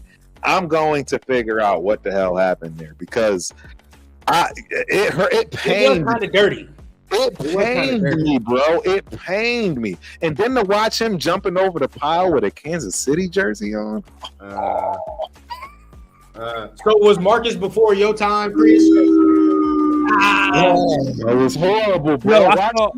So I saw Marcus, but Bo was the one that made me really a Raider fan because when I was young, of course, living in Ohio, you know, I didn't get a chance to watch the Raiders all like that. My dad was a diehard Browns fan, so I watched them. It wasn't until, you know, Bo Jackson when I was able to really, really dig into it and get them. But I hated what they did to Marcus because Marcus was a monster. And it's like just because you have personal, conflicts with him, you know, you put him at fullback and don't give him no carries, have him on the bench. They should have used them accordingly, bro. Oh yeah, Marcus was a beast, man. But again, that goes back to one of the reasons why our cycle, because Al Davis started making bad decisions, and we just went into just a downward spiral, you know, after that as he got older. So I'm fully aware of the downward spiral. fully aware. If shit like this. Remember when Al Davis traded high draft picks for Randy Moss? They traded him to New England for a cold cheese sandwich. Yeah. It's true. It's shit true. Like that. Like where you be like, God damn. Yeah. That shit was horrible, bro. Honestly, that's why, like, I think back about the last few years of Al Davis, and again, like, that's why I love those teams of, like, people wonder why, like, I love Hugh Jackson so much, because, like, those were, like, the only good experiences while Al was, like, towards the end, because Al made us go so far back. It was I thought we were I probably felt the way that Rundown feels, like, we're never going to get out of this mess. I'll Al used to make me I'll feel admit like it, man. I was ready for that dude to go. I hate to say it, but I'll admit it, bro. Nobody wanted to say it. I was like, this dude's got to go. I'm like, what is going on? Like Gotta the Hayward Bay draft and the Mike Mitchell draft. Like that's That the one killed that took me. That almost took me Hayward out. Bay took me out. That Hayward Bay took me out. And that's why I was mad at that one. I'm not gonna lie. I was young, but I didn't like it either. I didn't really understand it. I was like, bro, this like what is he's not doing what he's supposed to be doing. Right. But rundown. The crazy thing is, imagine us watching the draft. We watching the draft and we're like, okay, we knew we needed a receiver. We knew it. So we was like, hey, Crabtree was right there on the board. We all just knew we was getting Crabtree. We're like, yes. Damn. And my thing is, we didn't get Crabtree. We got Hayward Bay. I think Hayward Bay was probably even like the third or fourth or fifth receiver. See, now when you start talking Hayward Bay, that's when I start getting into my fandom, right? Like Darren McFadden made me that's what made me a Red fan, bro. I love Darren McFadden. No, I love DMC, bro. Rundown, but the made it worse on that draft because you probably remember Hayward Bay. But but the next pick, we drafted Mike Mitchell, and he wasn't even like they didn't even have no information on him. Like Mel Kiper and them, they didn't even have him in a book because he wasn't even ranked. He was like the 20th ranked safety. He wasn't even in the book. And I about lost my mind. I'm like, Mel Kiper don't even know this guy, and it's our second round pick. We couldn't even identify the dude. Couldn't even identify him. See, it sounds like some shit that happened like 3 years ago, where you be like, Damon Arnett. Who is that? Who the fuck is that? Damon Arnett was the least known. Nobody knew Mike Mitchell. Nobody. Nobody knew Mike Mitchell. I agree. Nobody. Not a single soul. Not a single soul. They couldn't even put him in Madden. Like, he ain't have a face in Madden or nothing. Nothing. Nothing. See, okay. Yeah. See, but that's where, like, my fandom started. Like, you talk about Jacoby Ford. You know what I mean? We talking about Darius Hayward Bay. All these guys, like that's where it starts right there. And bro, who was the guy? Who was the running back behind Darren McFadden? He was a light-skinned dude. Bean. You talking about Michael Bush or Michael Bush? Oh, he was behind Darren McFadden. It was but Michael Bush. I remember Michael Bush and all that dude. Yeah, Michael Bush was he was a big boy from Louisville. He was cool. I used to like him a little bit. Bush was like him a little bit. Bush was cool. We used to have a little stable of dudes, but then it's like, you know, I feel like with us, it always go back to like goddamn quarterback history. I swear it do. Yeah, it does. It does. I mean, okay, out of our whole existence, like, I think could you put like only like 4 good quarterbacks in our whole existence? Nah, it's not a lot. No, and this is so rundown. Real talk. This is actually where I do agree with you, bro. This is where history doesn't do us kindly, right? And that's where I agree with you on the fact that it is time to just blow away the bank, bro. Just you've never done it. Your history tells you you've never done it, right? You know, it only came at opportune times. And for once in your life, man, go for something. And that's where I 100% am with you, my dude. You have no idea. Again, I have to for one, stand up for the old folks. Shout out to the old folks. Nah, bro. I have to stand up for us. But with that being said, you're 100% correct, bro. The Raider way ain't been working from the quarterback. Quarterback? Ooh. Ain't been working, bro. So I am all for it. And before I say another word, before y'all say another word, let's get some more grown man bars in here. Get some more grown man bars in here. I'm in the building. Get some grown man bars in here. What's up, big bro? What's up, bro? Oh, I'm good, man. I've been listening to y'all chat it up, man. Did you have one of these when you played? Yeah. Something like that, dog. Hey, how y'all doing, fellas? We doing great, but we about to give you this shine. We want you to talk. I want you to talk. I just want you to give the sentiment right? On just the history, how you right, your Raiders, all that, because people need to hear that. People don't know, man. Give us your take. And before you go, real quick, Pops, Charles, you asked me this question because this man right here, bro, took me to Oakland, and when I first saw that Coliseum, it was over, done. Yeah. I remember the first time we took you. I think it was the 2004 season, 2005 season. You know, we went there. You was about 5 years old. You know, we took you. We went and saw Denver. That was the first time we had ever went to Oakland because your mom and I, we used to go to the LA Coliseum. Our first game together was like 1990. You know, so we took you, and you know, of course, we got smashed by Denver. We wasn't that good that year, but that was your first kickoff to being a Raider fan. And we went to every opening home game from the time you was 5 years old to the time you was 20 years old. So, you know, we had a long history of doing that, man. And, you know, you got that Raider blood, and I'm proud that you got it, man. You know, but I tell you, my introduction to the Raider Nation, you know, I've been a fan since 93. I'm sorry, 83. You know what I mean? I remember that Marcus Allen run. You know what I mean? You know, that's that, you know.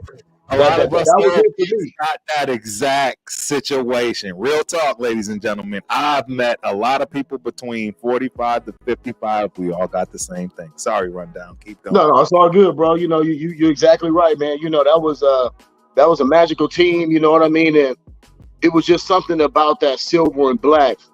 You know, because I'm from Gary, Indiana, so. You know, early on, you know, I like the Chicago Bears. You're a Midwestern, right? Yeah. I knew I liked Rundown. I got peoples out there. I got a homeboy, Quadre Wallace, that played ball in Montana State. This kid was phenomenal. He's our age. You're gonna know who he is. I also got another kid, Mike. We'll talk later. Keep going. Okay, no doubt. Yeah. But I'm from Gary, so I used to like the Bears. You know, but then when we moved out here, you know, I just used to watch football every Sunday, and I just kept seeing the Raiders, and I fell in love with Marcus Allen first. You know what I mean? That was my first Raider, you know, that I fell in love with. You know, Marcus was my guy, you know what I mean? And then I went to my first Raider game, actually playoff game in '85 when they lost to the Patriots at the LA Coliseum. That was the Patriot team that went on to get beat by the '85 Bears in that Super Bowl. So, but yeah, I was at that home game, that playoff game, and it was nothing like that crowd. That was the first time I'd ever been to a football game, but it was just nothing like that Raider crowd. And I was probably maybe like 14, and I felt it then, you know. And ever since then, I've just been, you know, plugged in that way. Then I started going to my own Raider games in about 1989, 90, taking Rundown's mom. We were dating at the time, and that's when we saw the Bo Jackson, Marcus Allen years, you know. Jay Schrader was back there playing, you know, we had Willie Gold, you know, we had a hell of a defensive line with Howie Long and Greg Townsend and all them guys, man, you know. So the Raiders have always been dominant. In those years, we dominated the AFC West as well. You know, we dominated the Chiefs. I went, his mom and I probably saw the Chiefs and the Chiefs Raiders, the Chiefs Broncos and Chargers, you know. We seen the Raiders beat them, you know, many a times, you know what I mean? And we dominated back then. That's when they had John Elway and all those guys, you know. So we know what Raider dominance looks like. We know what that Raider feels like. So when AP says, yeah, we trying to get, we want that Raider way back. We know exactly what he's talking about. Yes, we do. Yeah, yes, we do. We know exactly what he's talking about because it's a feel. You know what I mean? And what he's trying to do, you know, to ping pong it back here, what he's trying to do, he's trying to bring that swagger back. And I know all you guys know that already, but you know what? It's nothing like having that power when you're a good team and you're the Raiders. You know what I mean? There's a certain synergy that goes with that. And you guys saw it the way the crowd reacted to him in Vegas. You know what I mean? Everybody wants that feeling back. You know what I mean? And I love and admire the passion that you fellas throw down here. You know what I mean? Every couple times a week, man. You know what I mean? Because, you know, y'all guys are really in the trenches with it, man. And it's wonderful. Sometimes his mom, she's like, all you do is listen to Raiders all day long. Like, you get up in the morning, it's the Raiders. You go to sleep, it's the Raiders. You know what I mean? So He's laughing because he already knows. You know what I mean? So I get it. You know what I mean? But I try to tell her, and she's been, like I said, she knows, but it's the passion that we have that's unlike any other fan base, especially in football. Any other, man. So yeah, salute to y'all fellas, man, for y'all doing y'all thing the way y'all doing it, man. And I'm open for discussion with y'all, man. You know, let's keep talking. I love what y'all talking. That's what's up. That's what's up. I gotta let you know though, yo, some might get a little disrespectful against us old folks, man. Hey, rundown. You better keep them goddamn perspectives, dog. I don't listen. This is what I. Y'all think I argue with y'all? You don't think I've had the same arguments with this man and that guy? You been doing the same thing. He done kicked you out the house 3-4 times over your argument. Look, me and this guy go round and round, you know what I mean? And Turf, you know, I be loving how you come at him because I come at him like that a lot too. You know what I mean? Because he has that, I want to hurry up and win right now. And I get it. Like you said, I get it.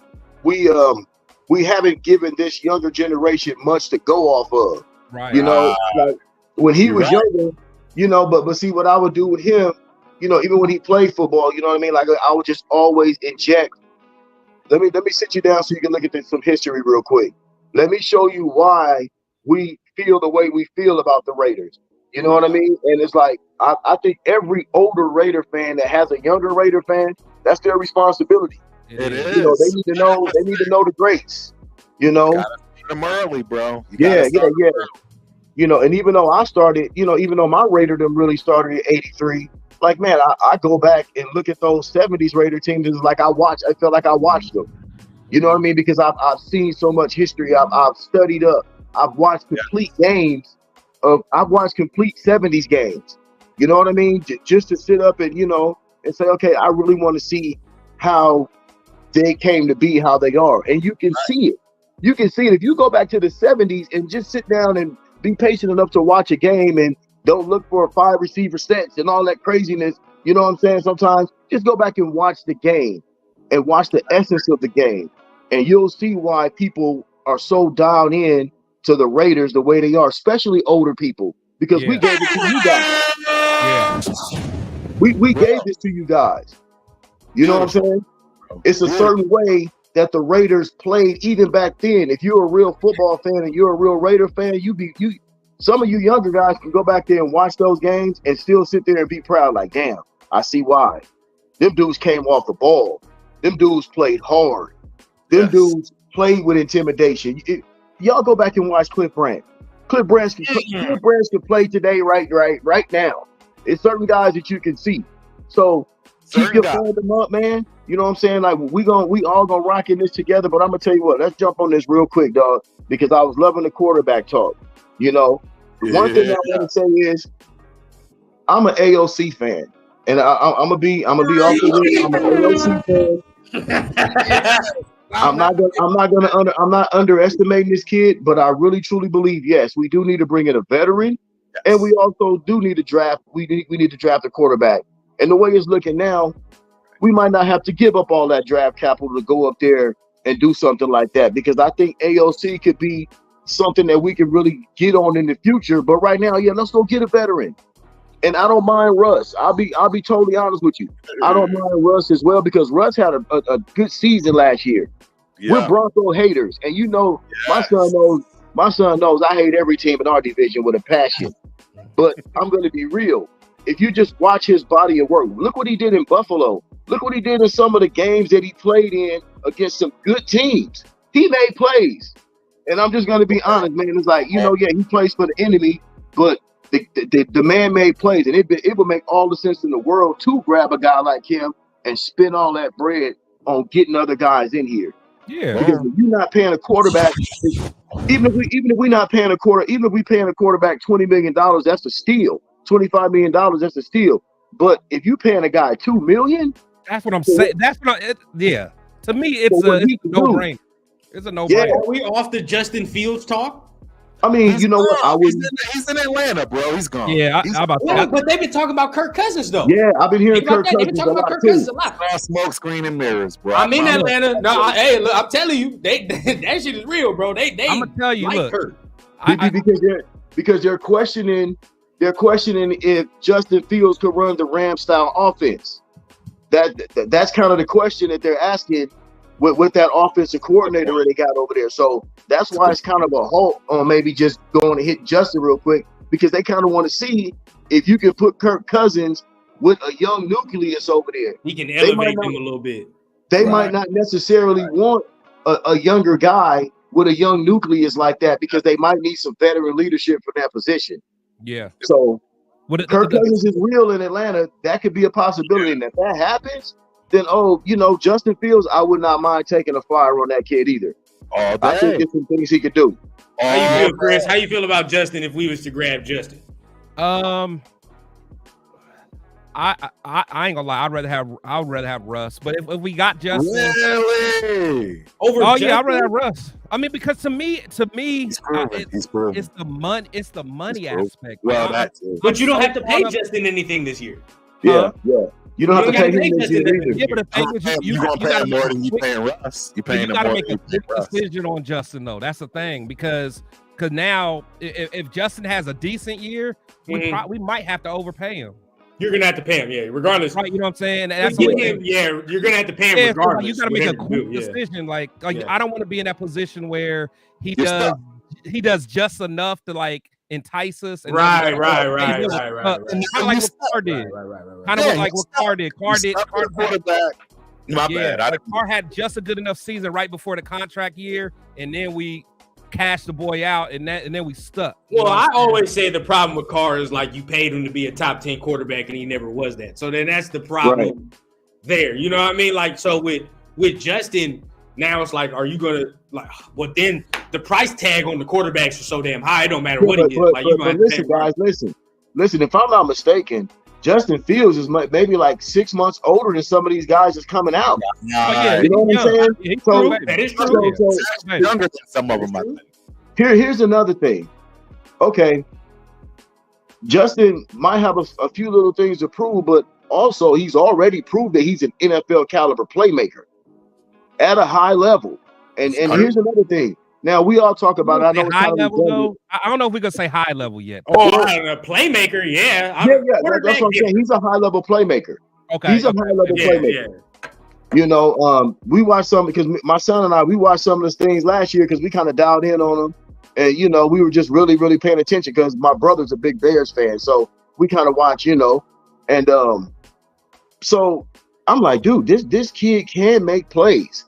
You know what I mean? And if you really start digging in and dialing in, he made some great plays. I mean, now you add Getsy over here with us, but you give him a different type of running game, a really formidable running game, consistency on defense, receivers and a tight end that are really good. I think this guy has an upside and he can elevate us. I really think he could.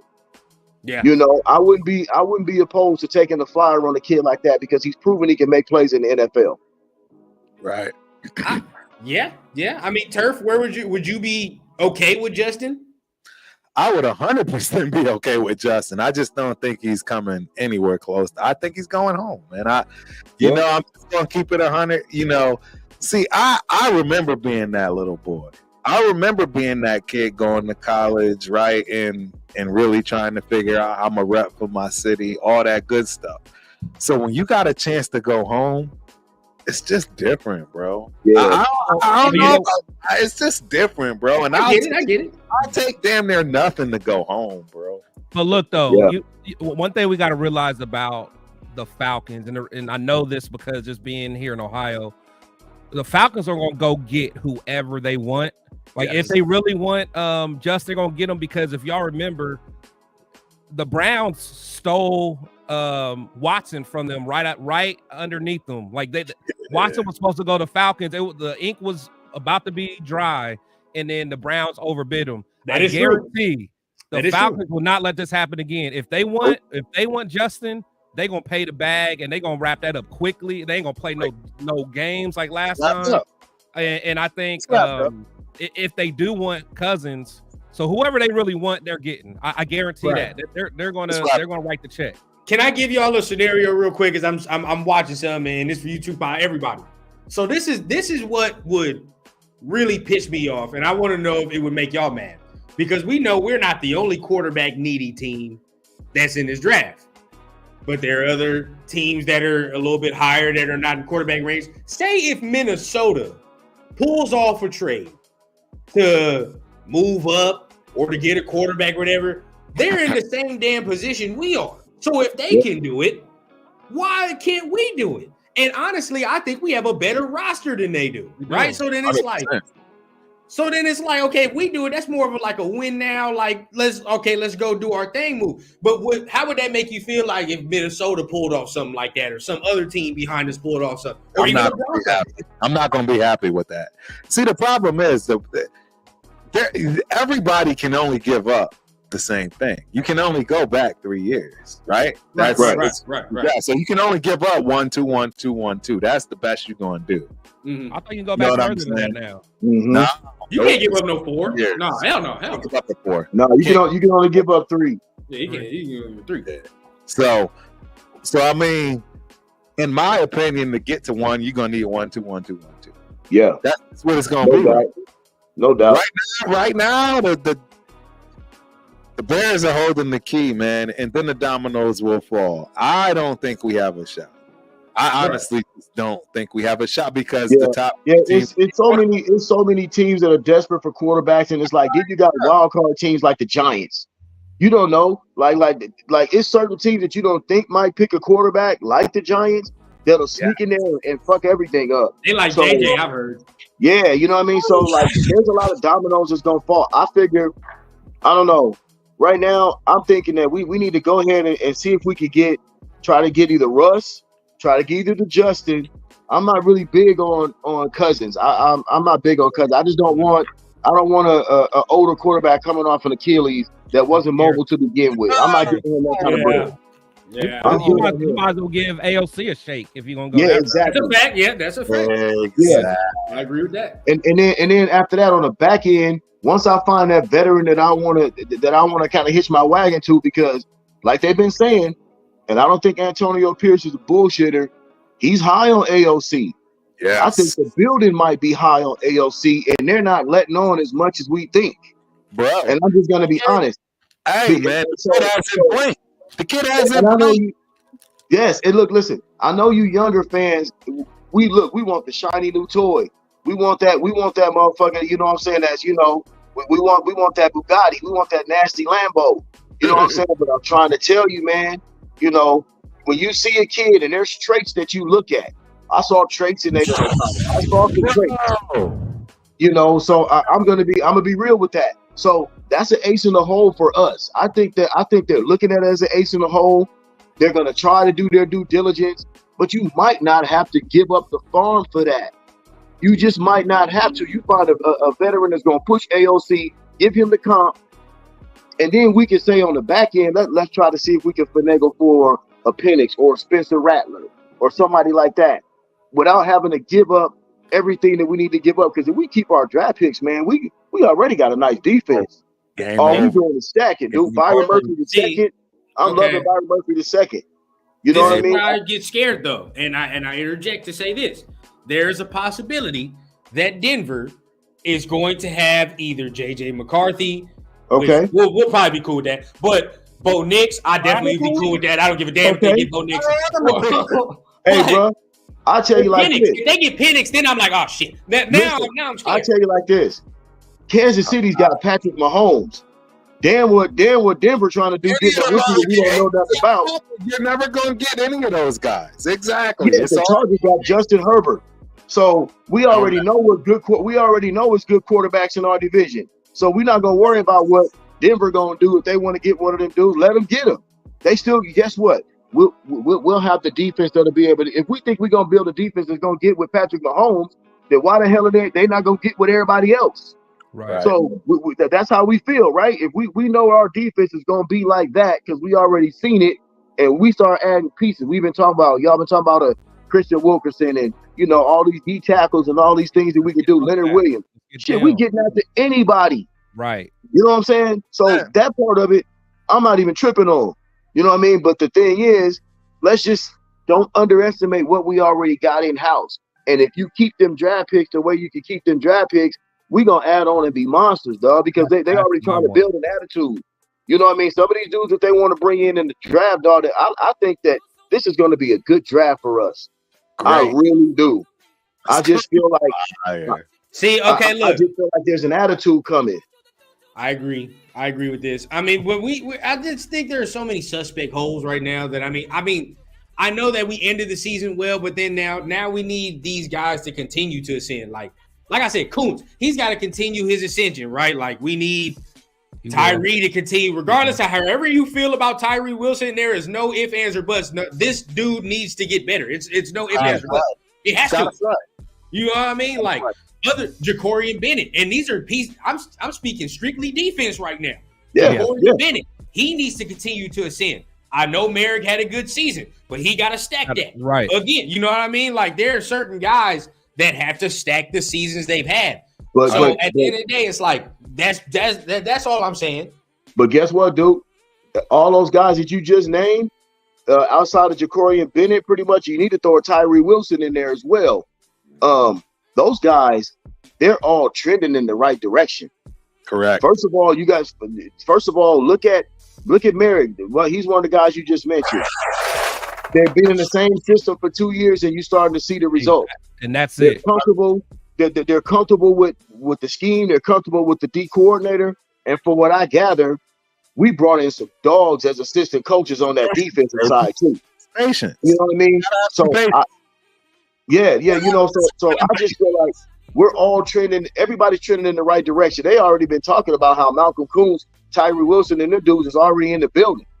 Yeah. Like they said, it's like 15 to 27 players already in the building. That's a Max Crosby impact. Telling y'all that, and that's why I've been telling y'all there's no way that anybody's going to catch up to ALC. Him and Getsy right now is devising something. I'm trying to tell you, like he take it too far.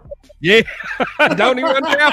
He took it too far. Like, look, okay, like I'm cool. I understand. You know, everybody in the building that might help. But then I'm just like, just being realistic, we know how free agency works. We know I think we got to bid. Sometimes we get outbid. Sometimes we don't get the dudes we want. Sometimes we got to settle for the second tier. Like Leonard Williams and DJ Reader are second tier free agents. Cool.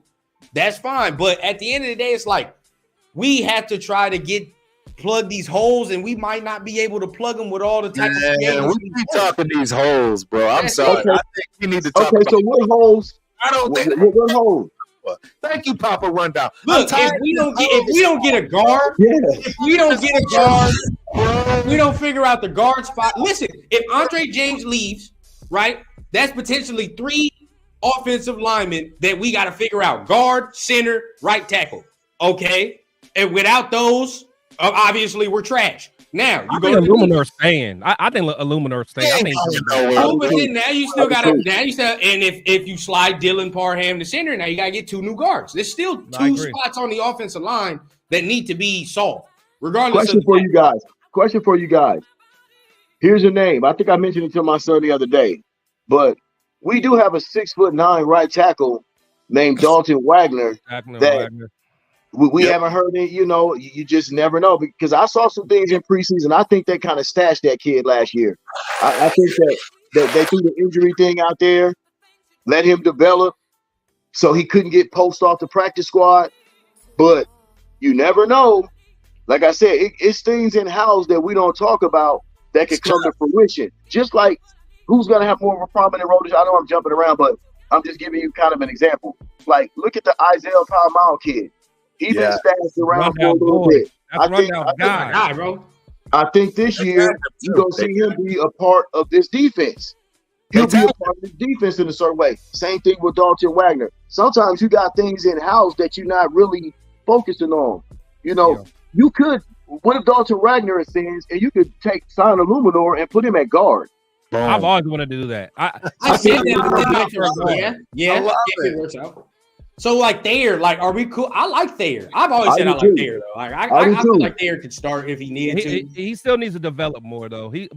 When he did come in, I liked what I saw. And Wagner, the only thing that scares me about Wagner, and actually scares me about Thayer, too, is we got a whole new offensive line coach. So we don't know how high they are on them. You know what I I'm saying? agree. You do got to say that. And I'll say this, Junkie, as well. Look, I O-line, D-line, we're all going to agree on that. But then this is where you get it, right? Because he says linebacker. It fluctuates between everybody. Because some people say linebacker, some people say corner. And if multiple people are saying the same thing, that means it's a need, right? So you add linebacker to the list. That's 4, right? So now that's 4. That's 4 things that we talking about. That's 4 holes we got to plug up right there. Corner, linebacker, O-line, D-line. All right. And then you don't even talk about the damn most important one. So then it's like, come on, bro. Like, okay. That's fine. Look, those things are fair. I'll say this. I'm going to go the free agent route when it comes to cornerback. Most of the times you can plug and play with a free agent cornerback. You know what I mean? You know what you're getting with cornerbacks pretty much, right? Yeah. There's not a big surprise. You know what a cornerback can do. You know what I mean? So I would go ahead and make sure I get a nice veteran to put on, because you're going to need a veteran anyway to put on the other side of Jack Jones. Jack Jones is still a young player. Yeah, you know what I mean? So the secondary is fairly young in itself, except for Epps maybe. So you're going to need a veteran corner, and I'll go out and find a starting caliber veteran corner. You know what I mean? To put back there. So I plug that hole in free agency, and you hope Jacorian Bennett comes along, right? So because you can't just throw him out as well. He showed some traits. He first of all.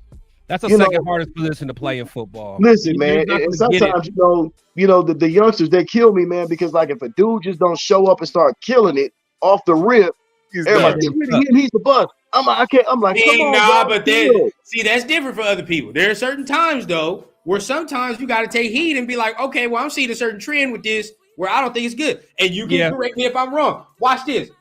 Darren Waller, did I not say Darren Waller a year early? Did I not say get rid of him? Yes or no? I knew it. Yes or no? I said, bro, he's not it. Yeah, no, but what I'm talking about, what I'm talking about is not so much as a trend, not so much as a trend, right? What I'm talking about is it's more of when we get a young player. You know what I'm saying? Like we're so quick to be like, oh, dude, the dude didn't play well in his first 5 games. He's a bust. You know what I'm saying? Like it's not the case, because we thought that about Trevon Merritt. You know what I'm saying? Yeah. And guess what? Everybody was ready to kick his ass off the ship. I'm not gonna lie. Yeah. Last year, I'm like, okay, you know what I'm saying? He's getting there. But I gave him everybody was ready to get rid of Malcolm Kuntz. Except me. Yeah, that's exactly. True. No, Chris was on that train. I'll say that. He's another one. So that's what I'm saying. You have to remember, and I think one of y'all said it earlier before I got on. It has a lot to do with environment. It has a lot to do with coaching and culture and cultivation. All those things come into play when you're trying to develop a young nucleus. Yes. You know what I'm saying? If you want to, just look no further than Kansas City. You know what I'm saying? Like when you want to, and I know they got a shitty grade for all that stuff, but the culture and nucleus that Andy Reid has created. I hate saying this shit because it just makes me sick. Talking about this, but it's true. But it's true. You know what I'm saying? So you have to give these guys time. Look at Tyree Wilson. Everybody was ready to run this kid out of town. I'm like, dude, do y'all know how to really watch football, or are we watching it on an emotional level? I know we get emotional as well, but at the same time, dog, we looking at this kid. We know he came off a foot injury. You know what I'm saying? We know he was late to training camp, no off season. The kid don't come out and get 5 sacks in his first 7 games. Everybody's ready to get rid of him. And I'm like, dude, look at this kid's body type. Look at the way this kid is. Look at the potential. This kid is oozing with potential. And all he needs to be is developed. So, and then look what he started doing towards the end of the season. They don't like Tyree. They don't like Tyree, Pops. I keep telling them to give it some time. Reminds me of Javon Curtis. Reminds me of Javon Curse. I love Tyree Wilson. Oh, Javon Curse, the free Javon Curse. I said, and now that's what I did. Yeah, hey, okay, y'all. Look. I'm looking at, like I said, I love to look at certain traits, and I'm not saying he's a finished product. I said he reminds me of. I didn't say he's not as good as yet. I'm saying body type, physicality. No, yeah, I'll say that. I'll say that. No. Listen to what I'm saying. We saw him do some things last year. We saw him flash some traits last year. He did towards the end of the season. Once he started getting moved inside, he started to play better. It's no coincidence he started playing better when AP took over as well. Did he not? So Look, it's like, man. dude, And I tell people this, they don't want to hear this, Pops. They don't want to hear it, but I say it all the time. Tyree Wilson finished the season better than Jalen Carter did. Yes, he did. Yes, he did. You be mad at that all you want, but he did, bro. How many times did y'all look up and Tyree Wilson was in the backfield? No, he was. I mean, towards the end of the year, and he started chasing people down on the perimeter. You're like, damn, that's Tyree Wilson. It took a minute for you to even recognize, oh shit, that's Tyree Wilson. Wilson. The thing, though, see, with me, it's not necessarily his ability. To me, it was an effort. It was a lack of effort at first. That's what gets, and Rundown knows that. That's why, like I don't mind someone getting beat. Like even Jacorian Bennett, I didn't mind him just getting beat. But like if I see the lack of effort, that's what gets me. Like seeing him off the line so slow, that has nothing. You know what, bro? You know what, brother? Protect the Shield.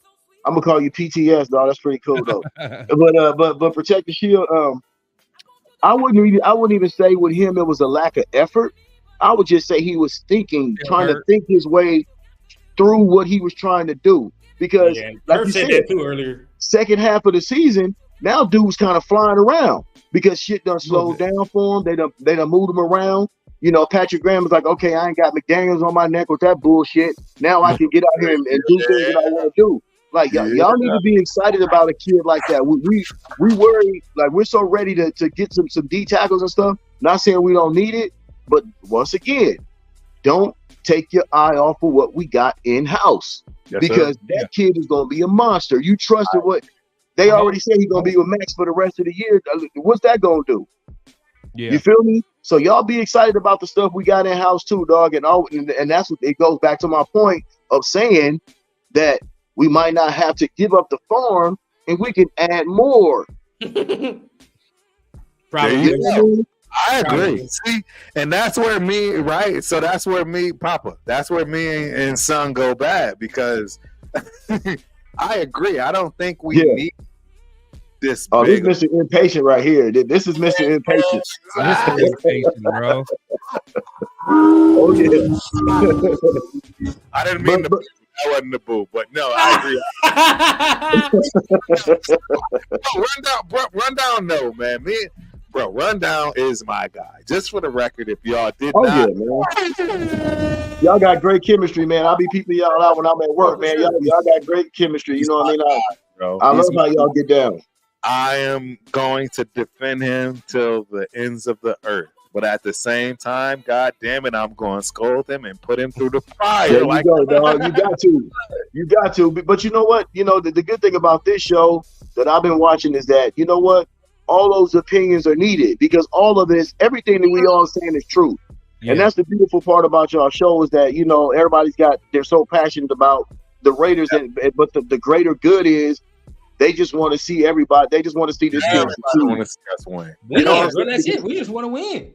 We just want to win. You know, and there's so many different ways to go about it, man. But the thing about it, what I'm loving right now is that opposed to last year's feelings and thoughts about going into this next season when we had McDaniels and to a lesser extent Ziegler, the infusion of pride and hope and all of that AP is instilled in this team.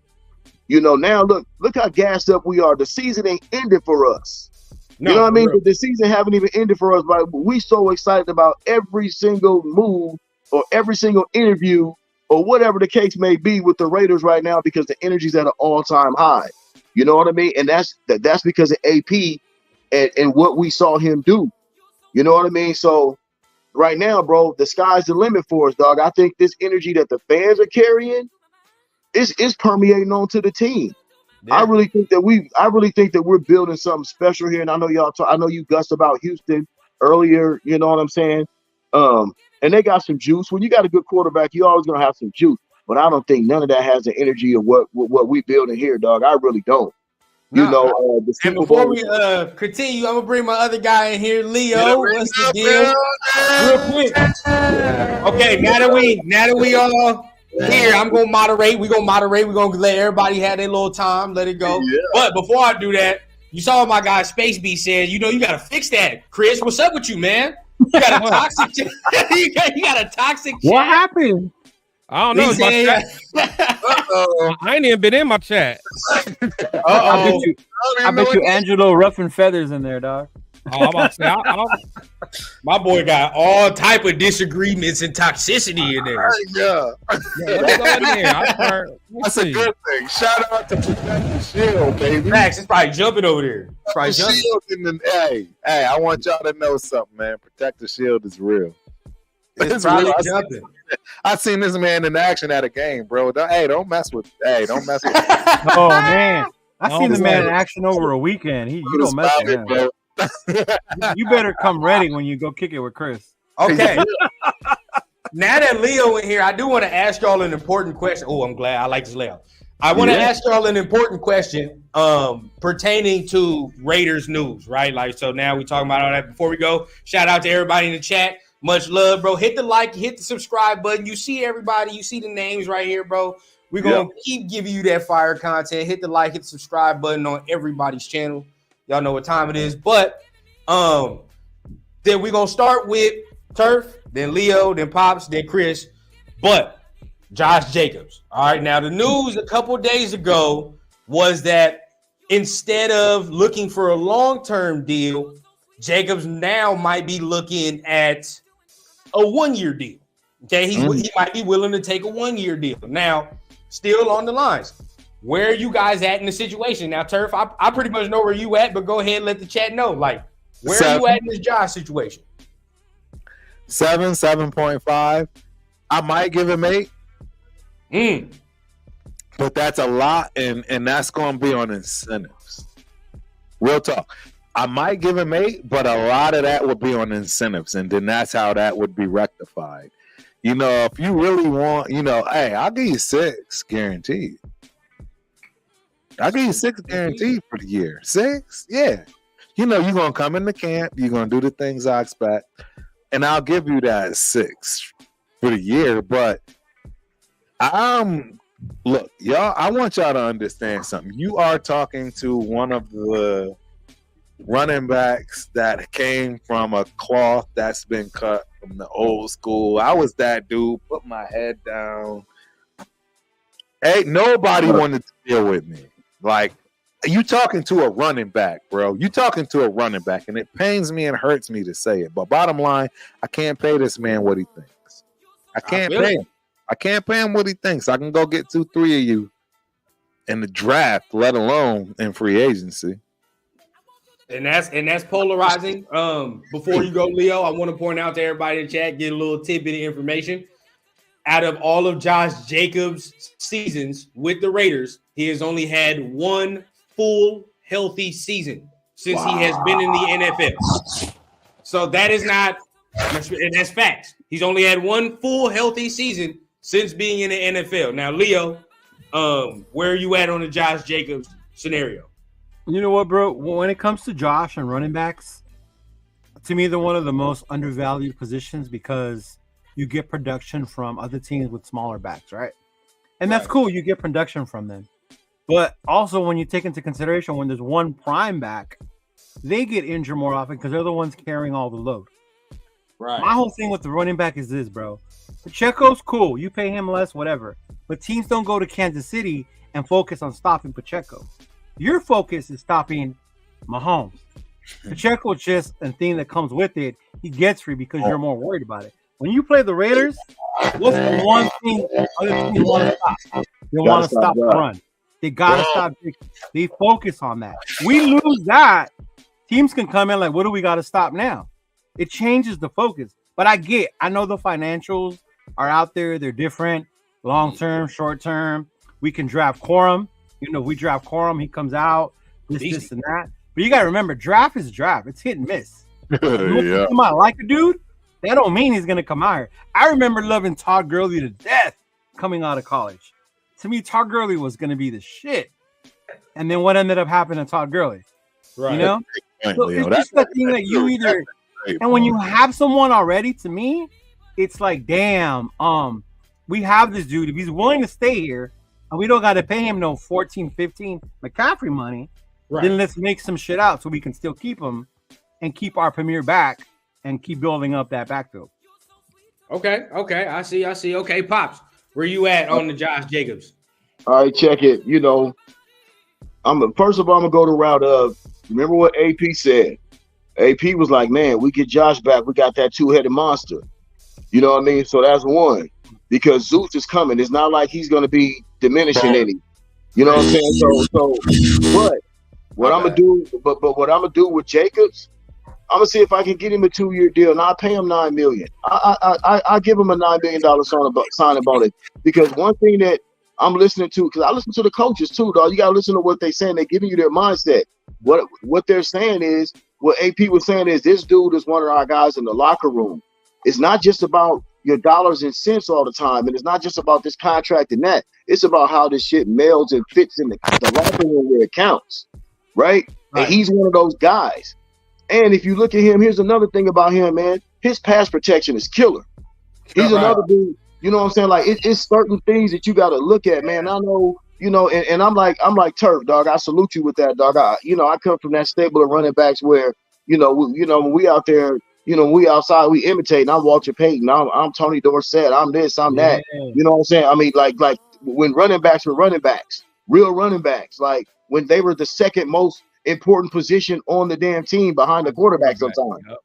You know what I'm saying? So, and it's like we let these, we let these times kind of dictate to us what's good and what's not sometimes. But I still remember when running backs were running backs, and this guy is one of those running backs. So I'm gonna give him a 2-year deal. I give him a $9 million signing bonus, bro. 2 million, 18, you know what I'm saying? 2 million for 18, dog. I think we can do that to keep him on this team. I agree. Before we go, Dad, I want you to read this comment real quick. It's funny. General Manager Walt, before giving Jacobs $8 million, would shoot fifth to Atlanta for Tyler Algier. Funny enough, funny story. I played in high school with Tyler Algier. Really? I was a senior when he was a sophomore. You can look at my, but at the end, I was a senior. He was a sophomore. He ended up going to BYU and ended up doing his thing. So shout out to Tyler. And you know what? Hey, fun fact. My son that year with Tyler Algier backing him up, my son ran for 2,000 yards that year. Ran for 2,000 yards, bro. It wasn't in my cars. It wasn't in my cars. I know.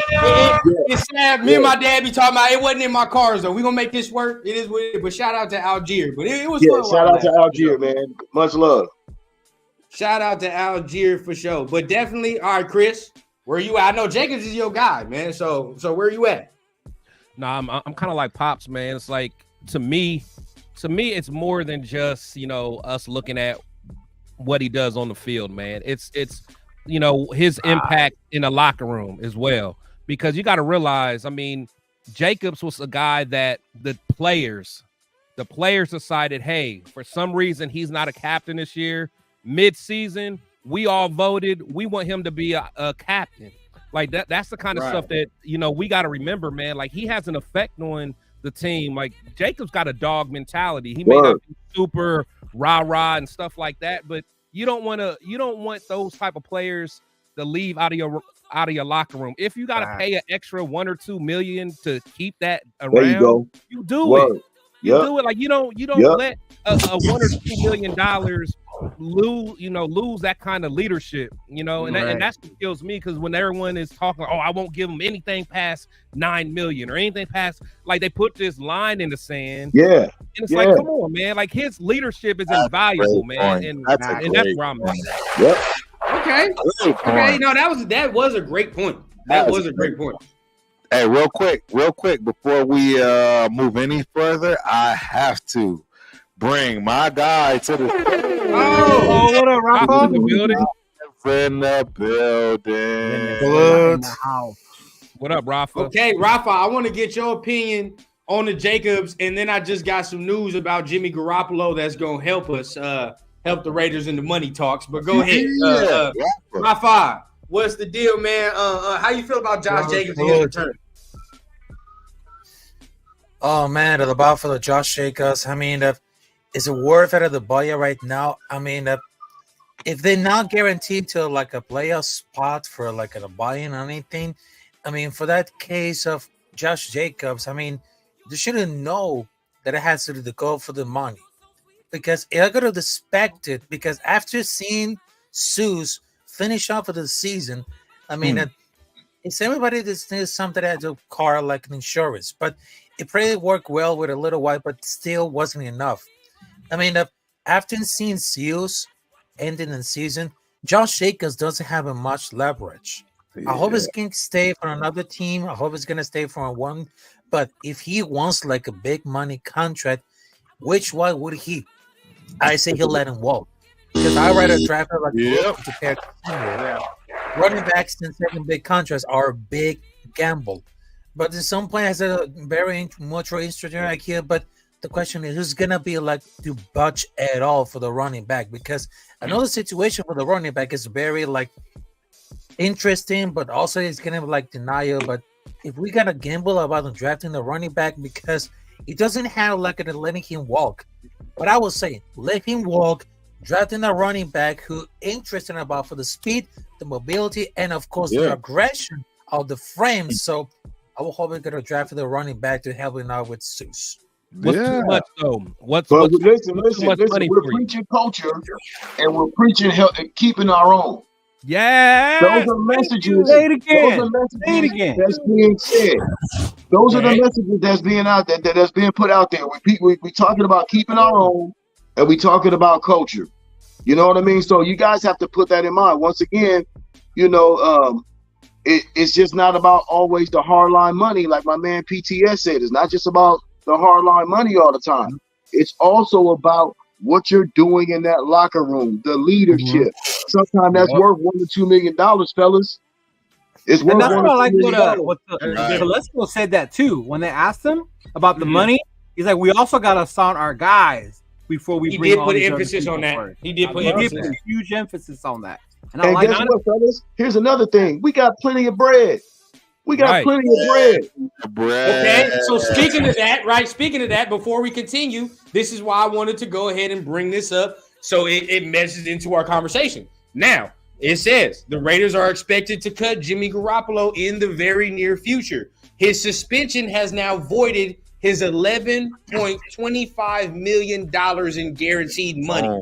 We are now off the hook for that amount of bread for Jimmy Garoppolo. So now hearing that, and now hearing what you guys are saying about culture, fit, now it's like, what's the excuse, right? Like, and now, obviously, I'm going to ask you guys this question. We're going to go around. We're going to start with Chris. Now, there is a bottom dollar, though, right? Regardless of whatever we're saying, though, there is a bottom dollar. So what is your bottom dollar, Chris? See, that's such a tough question, man. Like, what's too much? What's too much? Like, because there is a point where you got to say, you can't have that much money. Right.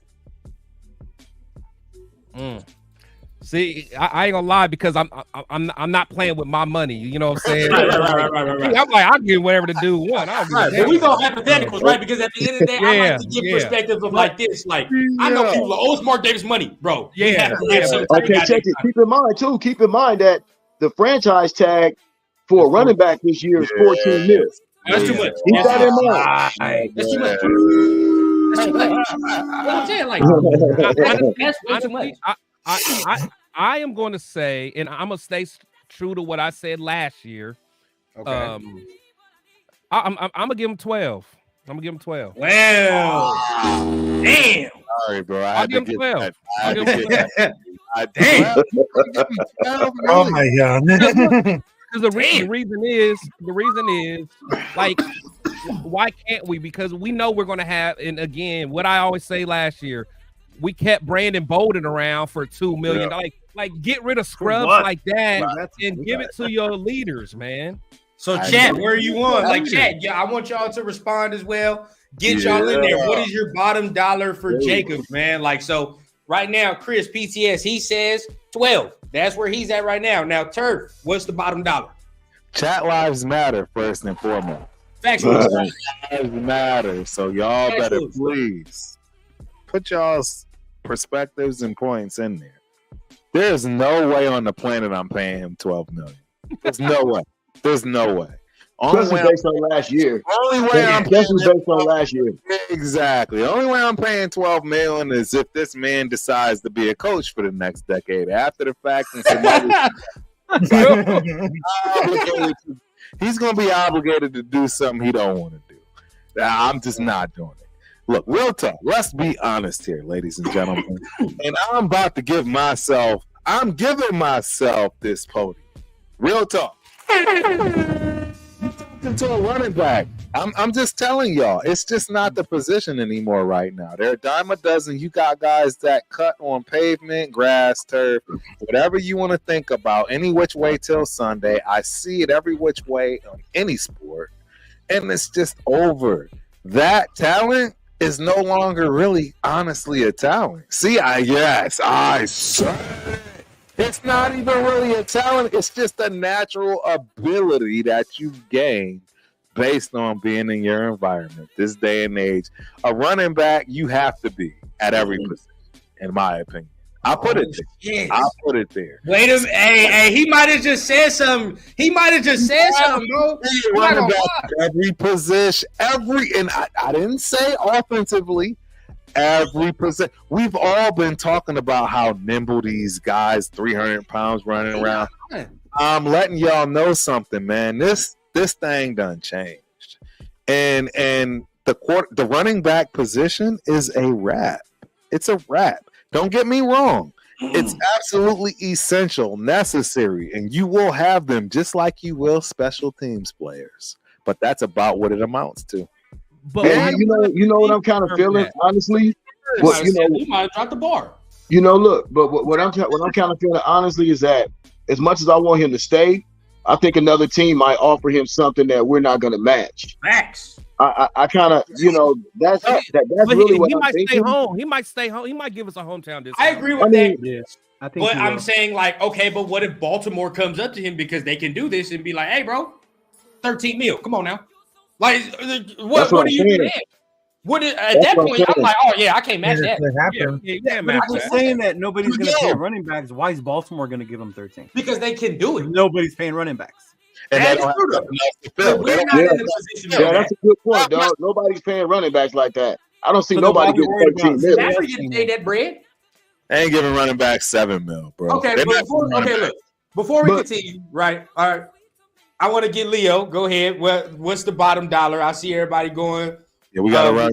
Go. Yeah. They killing me though, man. My 12 is off base. Well, see, he said 12. We started up high. Rudy already said, "Damn." Well, I am stingy. Last year you got 12, right? Man. Like I said, I'm all about what he brings off the field from a leadership. I'll pay an extra $2 million premium for that. Okay, Leo, where you at? Where's your bottom dollar? When I was JJ, I think about what Pops was saying. You got to think about the whole team and what they're trying to do. The value that he brings, other than just being another running back in this league that we're handing off the ball to, right? Last year, he got 12. Tag this year's the 14. 14 to me is too much. Yeah, that's McCaffrey. No doubt. I'm not going to give him McCaffrey. That's way too much. That's different. But I am closer to like Chris, where I think 7, 8, you're insulting the man. Yeah. But 10, 11, with incentives, 3-year, $33 million contract. That's where I'm at. Half, if not maybe 20, 18 guaranteed. That would be good for me up to that point, because not only you bringing Steele, now he didn't run as much last year. So when he comes in this year, he's going to come fully into camp, more healthy, right? More rested, right? Even bigger shoulder on his shoulders, because people are talking shit that we can get a cheaper one by drafting one or by signing one of these other dudes, Atkinson or whoever just got released again. But to me, the range is, like I said, 10, 11 per year, but keeping and remembering what this team wants to do. We want to build the fucking bully. We're not worried about just plugging in running backs. We want that dog, and JJ is that dog on the field and off the field. Let me add this as well. Okay, you're not paying Zeus anything, and you're going to get premium production from him. So that's number one. And keep in mind, Josh Jacobs held out last year. They was on some bullshit. Josh McDaniels was on some bullshit. They could have signed him long term last year, and they didn't. So then we didn't get an in shape Josh Jacobs. We didn't get a Josh Jacobs that was ready to do what he did the year before, and it showed. But you signed Josh Jacobs this year, and watch how Josh Jacobs show up to training camp. And McDaniels messed up twice because they didn't pick up his tender, his rookie. They let that shit go. Yeah, they played him in the preseason. You know, and he had a chip on his shoulder, and he was a beast. If there's any year that you can afford to pay Josh, is this year. The salary cap just went up. Right. You're getting more money from the Garoppolo situation. You're getting more money from other guys that's not going to be on the team. Some contracts are going to get restructured. You know what I'm saying? So there's plenty of money. So I'm with Chris. I can give up $12 million. I'm not going to go anything past 12. You know what I'm saying? But really, I would start off like you said, my man. 10 to 11 with incentives. 10 to 11 with incentives. Yeah, I like that.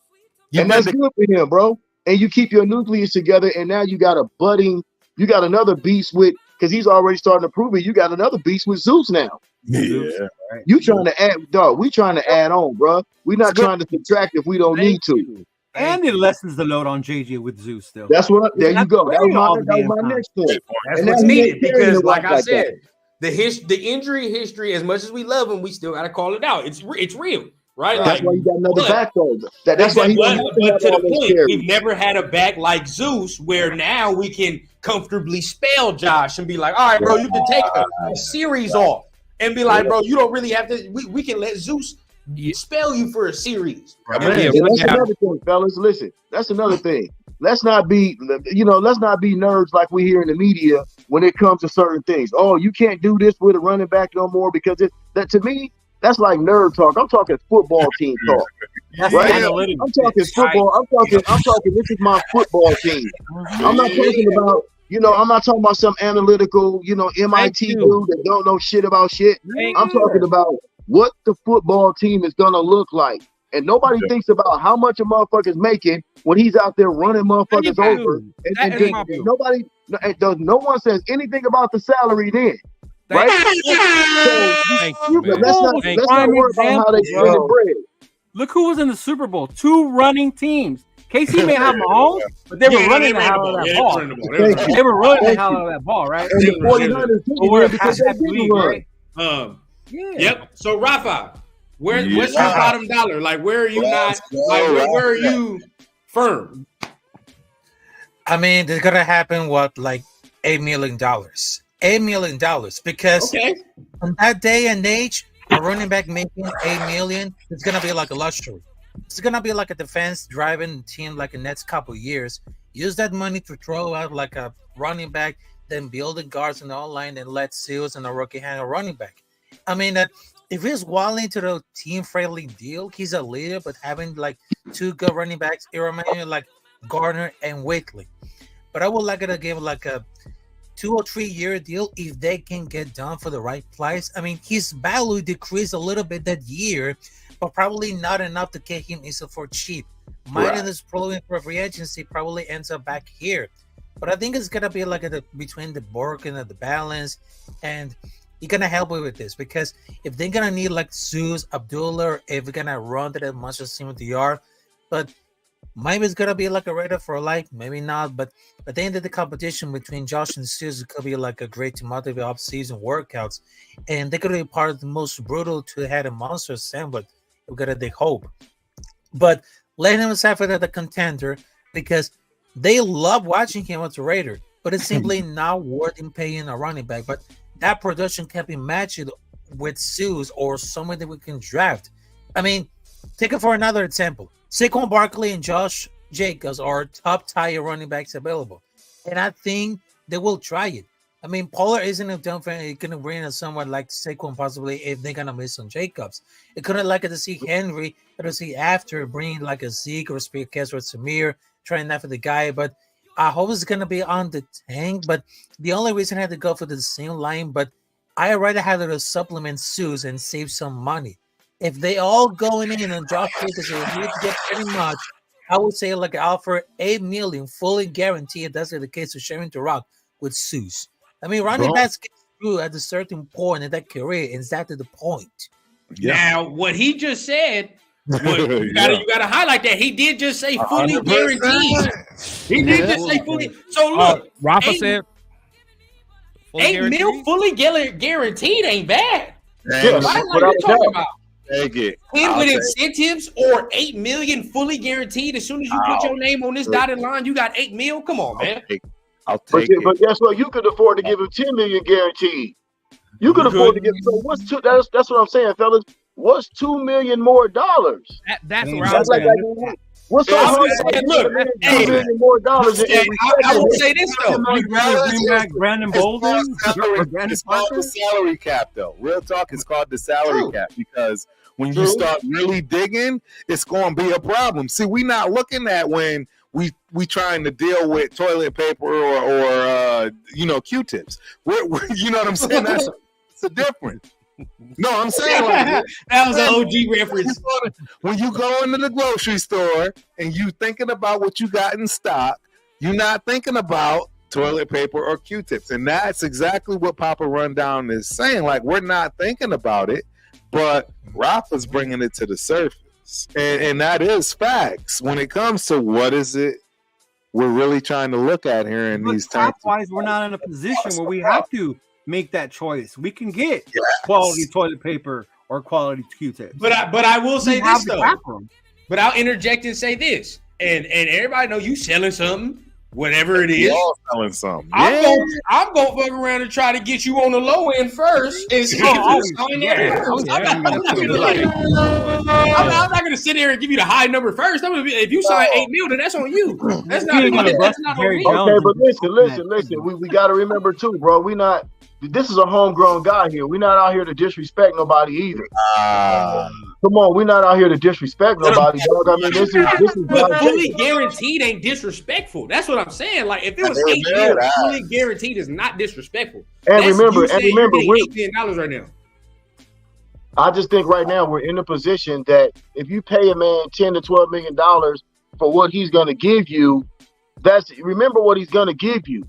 We're talking about a dude that's going to be in shape, that's going to be ready to play, that's going to be motivated. Okay. We know what his ability is. One of the best pass blocking running backs in the league.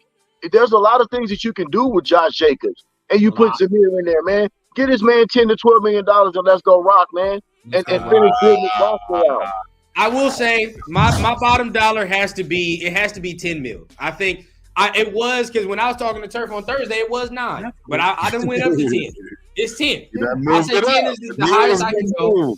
But then at the end of the day, the news then said early on in the week that he's not looking for a long-term deal anymore. He's looking more along the lines of getting a 1-year deal. That's what it was saying. So if that's the case, I'm all for that.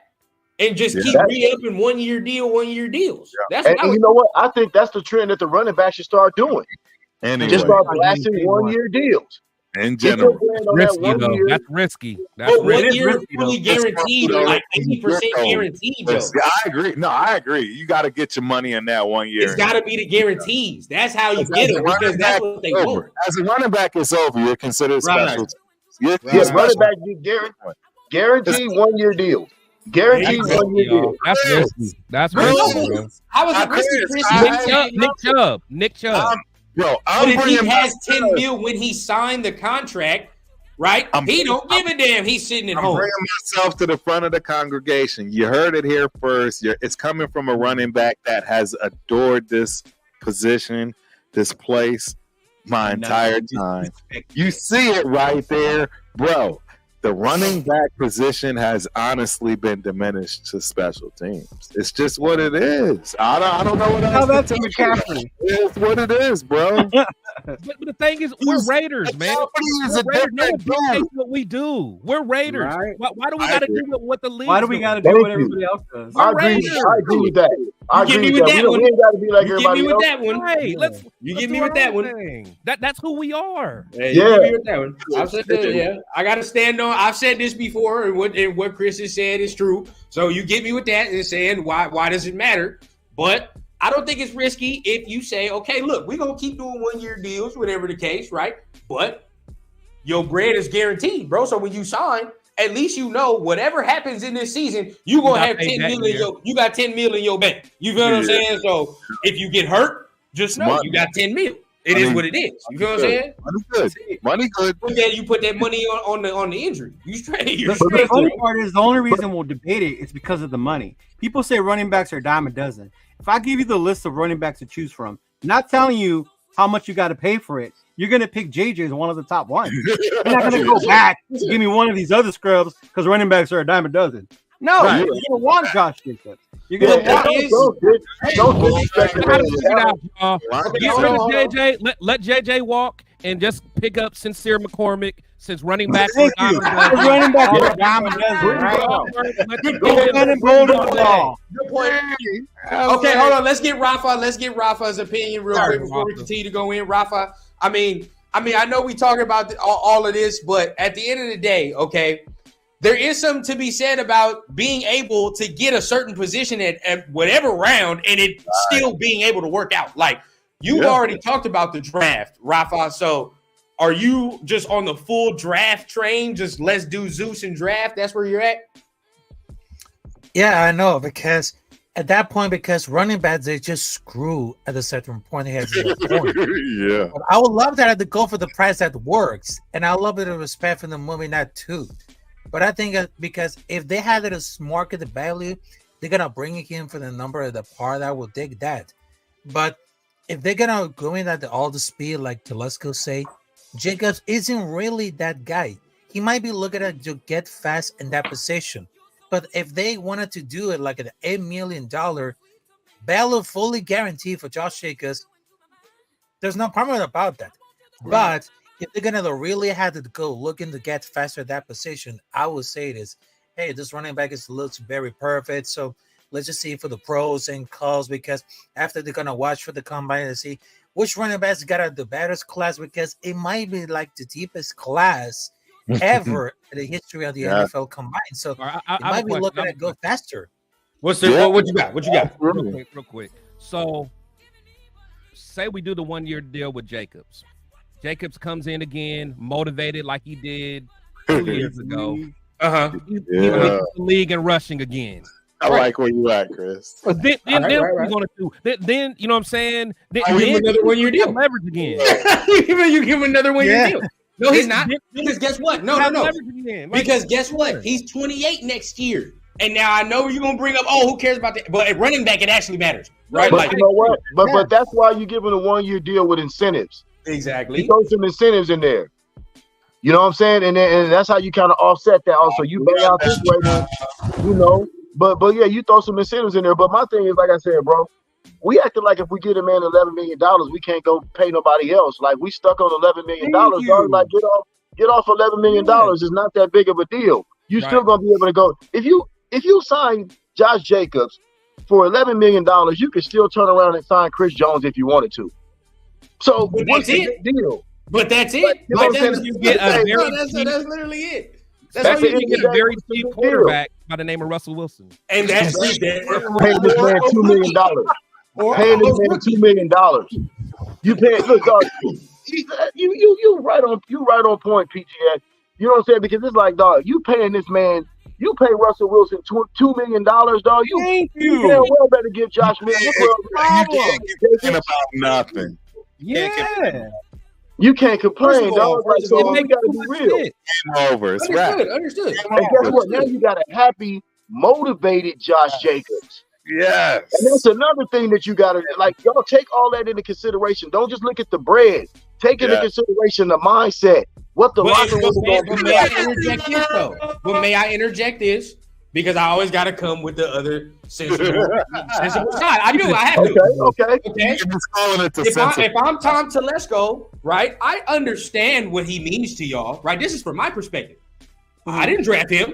At the end of the day, I didn't draft him. I know, coming from an injury-riddled ass organization, that this motherfucker's only been healthy 1 season out of all his NFL seasons. But it wasn't like he missed entire seasons, though. Right. Check this out, though. At the end of the day, this is a position that we've already said you can find at any round. Oh, turf. God damn. I know. Bro, this is children's family show. Hold on, I'm trying to children's show, man. No, tune out. Children's show, man. My man said, "Whoa." You good, at least he had on shorts underneath. Damn, that was bad. Yeah. Oh man, hey bro, if y'all not subscribed, y'all better get subscribed immediately, bro. If y'all not subscribed, get subscribed That was a immediately. pause. That whole situation was a pause.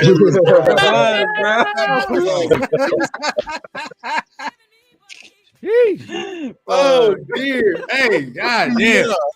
Only on the Raider Syndicate, y'all. Y'all not subscribed, bro. Y'all missing out. Y'all need to go ahead and hit that subscribe button immediately. But yeah, it's just, we talking about it at the end of the day, bro. I think paying 10 ain't crazy. I think I can go up to 10. I know some people don't want to do it, but this draft is crazy. You can get somebody in this draft if you wanted to, and Zeus has promised. So even if we but you're saying that now, Rundown. Last year in the offseason, everybody was mad that we had Zeus and he showed nothing. And you was one of them. You didn't like Zeus. You was one of them. I didn't, to be honest. But then again, I said this. You can go back. Correct me if I'm wrong, but I did say I think he's not gonna get enough workload to show what he can do either. Listen, hey, guess what? Check this out, fellas. Check this out. If y'all really want to break it down, Zeus is already the rookie that we need to draft. Yeah. He's already being paid on a rookie contract, bro. This for a minute, bro. I've been saying it for a minute. He's I don't know already why we draft anybody. You don't need to go draft a running back, bro, because you already got a dude that's in-house that's on a rookie contract that's already proven. So if you want to go do that later on in the draft, you might want to draft like a little fast scat dude or something, a change of pace kind of guy. You know what I'm saying? But as far as workload, your workload is already established with him and KJ, dog. It's a wrap. And you got the dude that's already on a rookie contract. No need to even go do that, bro. This dude got fresh legs. He ready. Right. Get him proper rundown. Get him. Yeah, he's ready. Agreed. Yeah. Now, before we get on, we coming up on 3 hours, y'all. We coming up on 3 damn hours. All right, we up. We got Wi-Fi in the building. We got Pops in the building. Hey, dog, your mom wants me to go to the store, but I don't think it's gonna happen. So I just want y'all niggas to know, y'all, I'm in trouble, but it's good. We all good. DoorDash for him, dog. DoorDash that for him. Turks in her thigh again. I don't want to see Turks in her thigh again. I know that. We coming up on 3, man. But hey, it's much shout out to everybody in the chat. I want to ask. I'm gonna start with Rafa, and we're gonna go down. Right? Okay. So as we coming up in this next week, right? Because we're ending the week off. You see, hey, if you're not, before I continue, if you're not subscribed to the Syndicate, what you doing, bro? Like, we got something for every day of the week, pretty much. Yeah. All right, if you're not on the network, get on the network. Cheeto got something for you during the week. He gonna drop. You know, I'm gonna drop religiously. Turf on Tuesdays, right? Then we damn near end the week with Turf and Rundown. Then Fan Talk Friday, bro. And we here on Syndicate Sunday, bro. We helping you throughout the week. All right, so as we end your week here on the Sunday, Rafa, I want to ask you, right? What are you hoping to see the next time we come on Sunday? Good question. We lost right there. You go. Okay. Oh, there you go. Yes. There you go.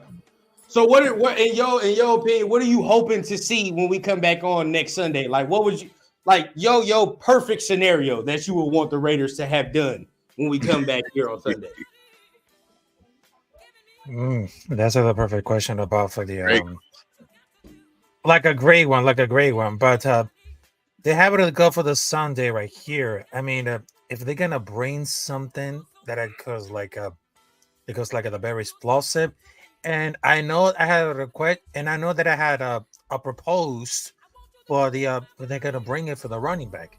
I mean, there's like a name named Braylon Allen. He had a lot of tons of potential with his size speed combo. Also, he doesn't turn out like 21 until just before the Super Bowl this year. But in that age, whereas most running backs in the league, but it comes the guy even just like over 20 years and he's unvaluable. But I think that at the next Sunday, I think it's gonna happen like in this one because they're gonna bring like something like exciting, something bringing like explosive. I mean, they're gonna bring some like a film study about for all these prospects. Even though that I'm taking notice about who's the pros, who's the cons. I mean, yeah, they cannot breaking out the bots right here. I'm just gonna take it about for like taking for anything. I mean, if they're gonna bring like a guy like Braylon Allen, I mean, I'll down for that. And not only about that, because if they need something about for the speed, they need like a lot of interest in. So Tom Telesco, please focus on that guy right here. He's very talented. His size and speed. Also, he has very strength as a target. Because I don't know how to go with, because he just compared like at a good size. He has a better acceleration and greater utility. So Tom Telesco, to not let it screw this up, because right now it's all one side at a time, because of the Raiders next season is coming like really hot, and we need something like to fill out those positions to put it out for the defense. I know last season we just improved a lot of things in the defense under the new regime Antonio Pierce, because we're just getting ready for the whole nightmare for Josh McDaniels. But this next season is gonna be like really, really different. Just like Antonio Pierce said, let's smoke our shit, let's talk our shit. That's the right way. There we go. With a lot of violence, what we do. intensity, mentality, and of course, play some motherfucking football. This time we're not let it go down. Love it, Rafa. Love it, Rafa. Cheeto, what are you hoping to see the Cheeto, next time we back on? When we come back on Sunday.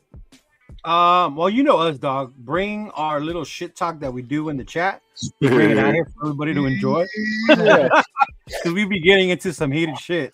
But yeah, man, I'm ready, dog. Free agents coming up. That's gonna be huge for us. That's gonna really dictate when for us a start? lot. Later this month? Is that later this month? Yeah. No, that's like next week, bro. Next week, tampering starts. Yeah. Yes. Oh, what, Like, Wednesday or something? Mm-hmm.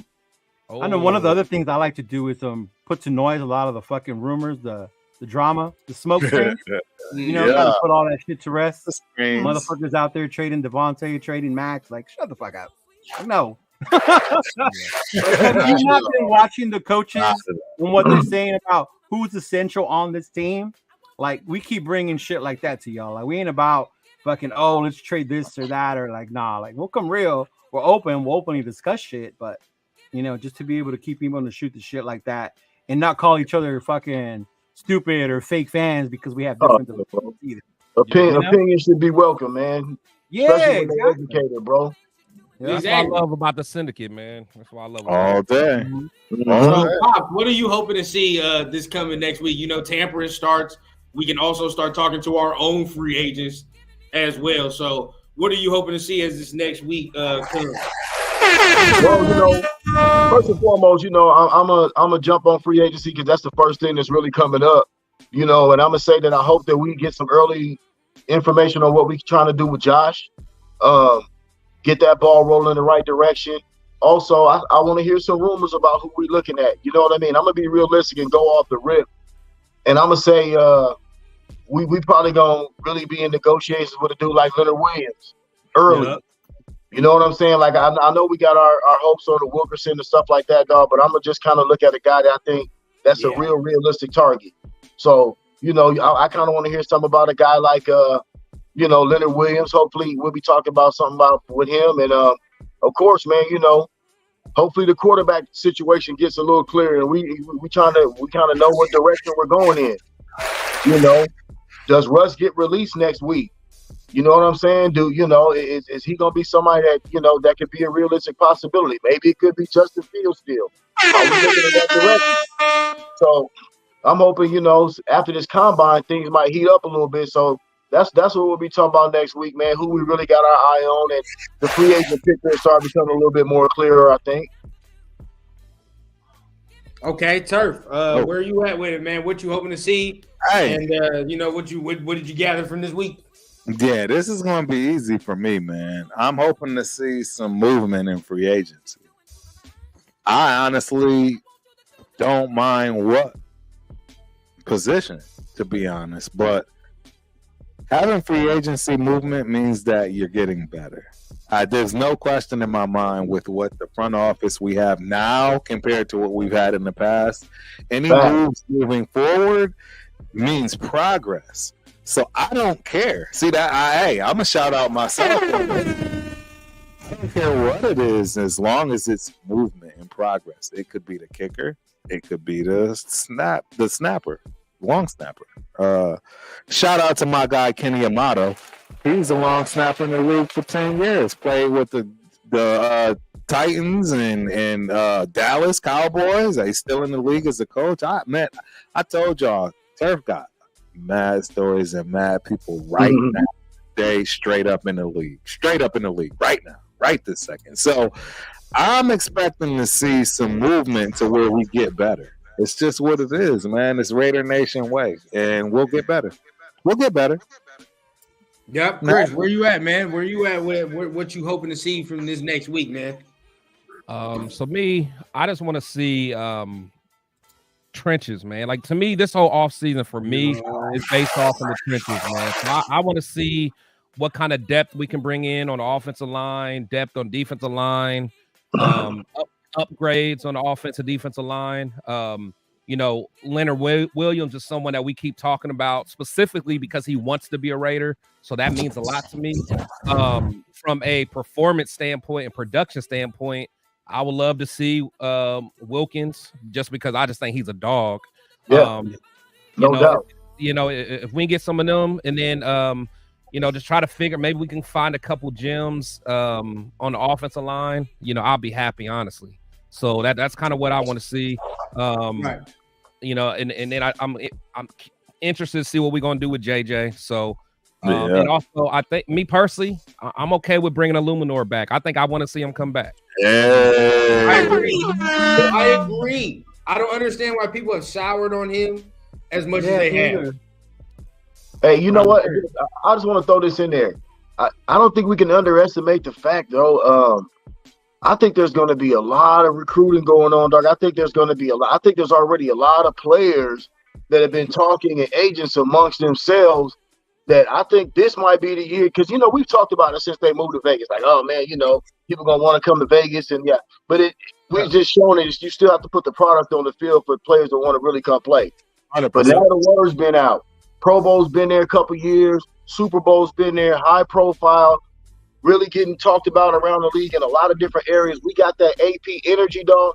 I think this is the year that free agency is going to work for us, and we find, because y'all know how we look at free agency. Every year we get hyped up. Oh man, I can't wait for free. And nobody comes.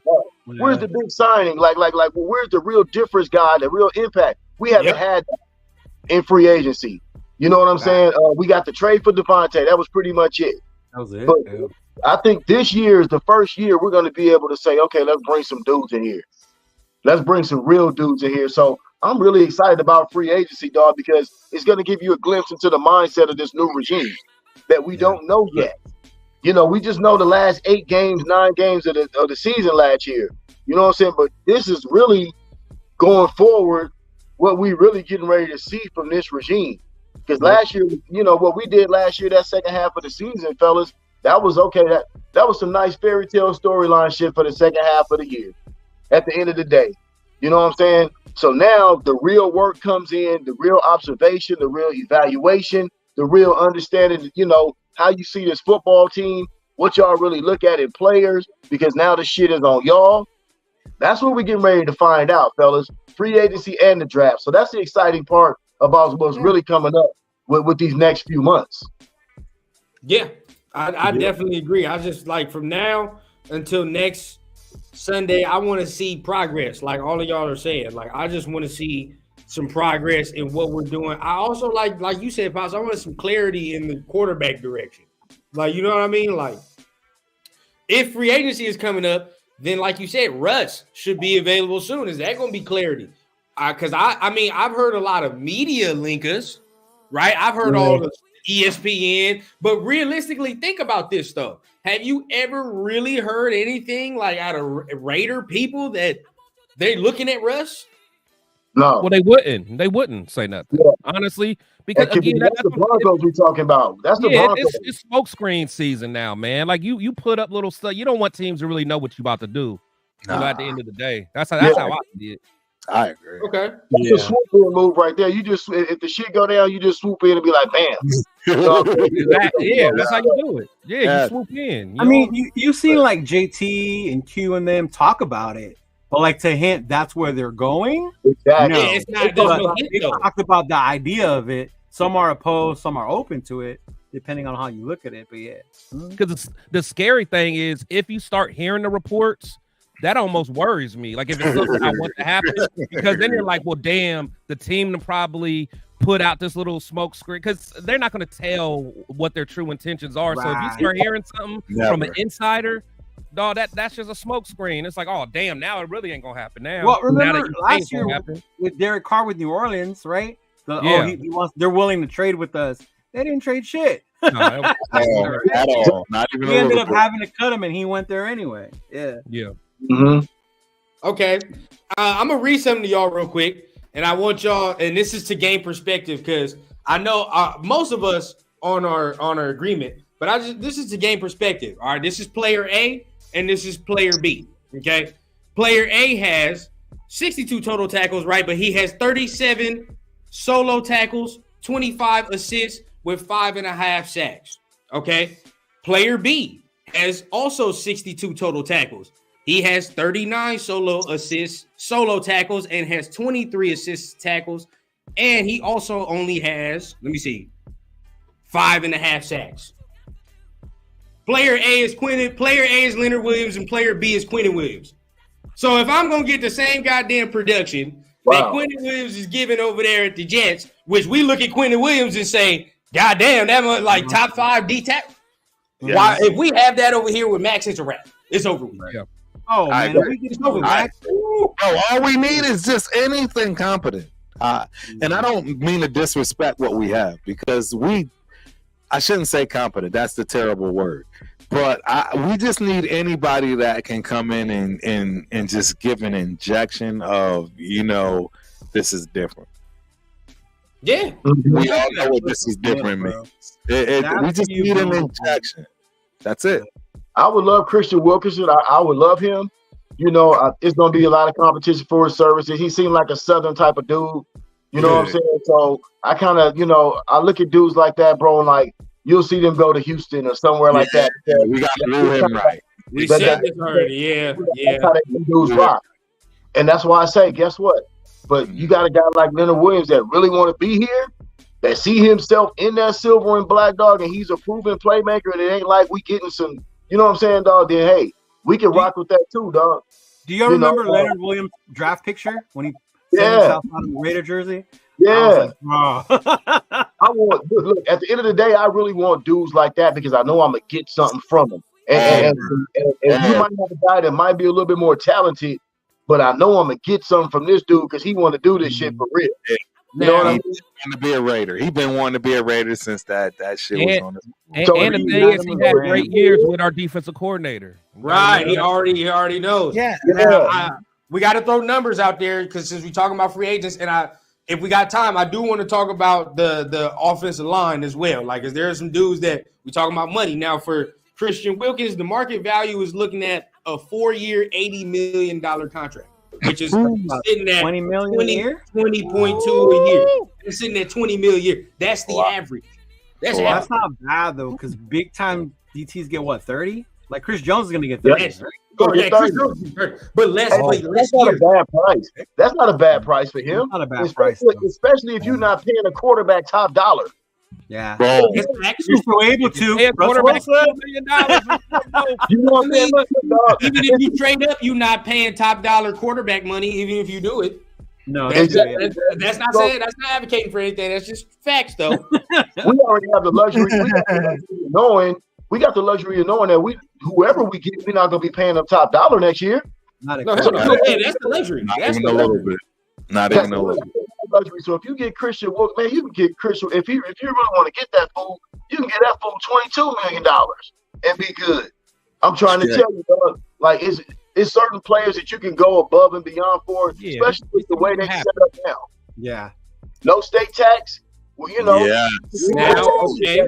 Actually, you can probably pay him a little less, actually. because Because you didn't get taxed as much, and they'll be Yeah, cool with it. exactly. Tell them you in California, New Now- York, any of these big markets, you're But he's getting. coming from a place, but Wilkinson is Yeah, coming he's from a place coming with from no state Florida. tax. Yeah, Right. Texas has no So- state tax either.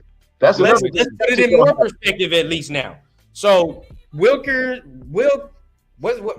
right? Wilkins. He's 28. Okay, that's 28. 4 years, right? Okay, whatever. But that's good money. That's good money for a dude at that age because you getting premium Right. here still, right? So now with Leonard Williams, the market value is sitting at 16.7 per year, but they look at market value at a 3-year, $50 million deal. But I'll rock that. right, he's 29. Yeah. Uh-oh, run down. Oh, Yeah, about there. He about to start hating. under that threshold. Hating now. The age discrimination lawsuit here it comes. Oh man, I know.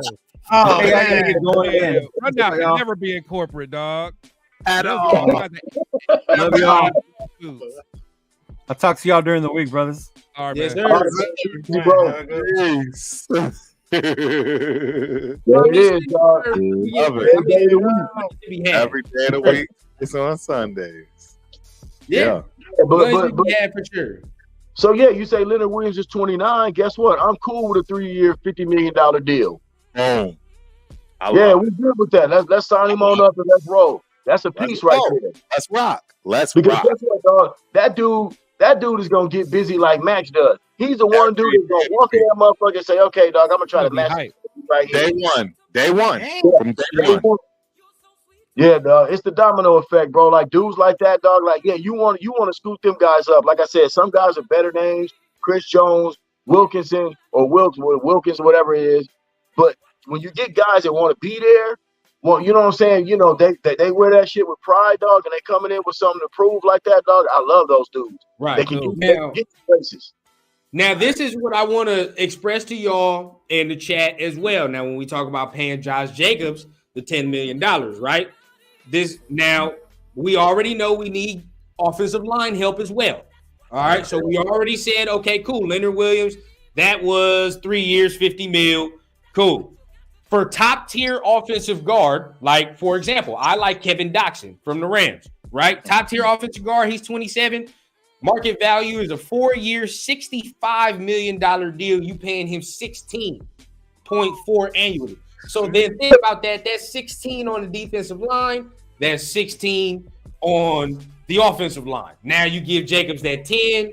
We don't know how it all might work out, whatever the case, but now money is really wearing thin at least. Money's going to be wearing thin. See, I think that Hey. I mean, to me, I think you almost could just focus on trying to draft some of those offensive linemen, honestly. I think you should get one veteran, though. I mean, you get a veteran, but my thing is, I'm still thinking Illuminor is going to come back for cheap.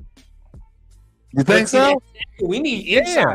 I think he'll still come back for Somebody's cheap. going to take him, bro. I ain't going to lie to y'all. I think somebody's The Giants are in play, bro. The Giants are in play. Illuminor is gone. If he actually tests the free Oh, market, that's right. and That's where the offensive line coach went in. yes, and he loved him. He loved Basilio. And that's the thing. They're gonna match, if not, give him an incentive to leave. He's not. I don't. As much as I wanted to keep him around and kept that thought in my mind, the more and more I realized what was going on. Now today, I can say we've lost Illuminor. I'm pretty sure we've lost him. There's no question. We've lost him. I think he wants to come back and be a Raider.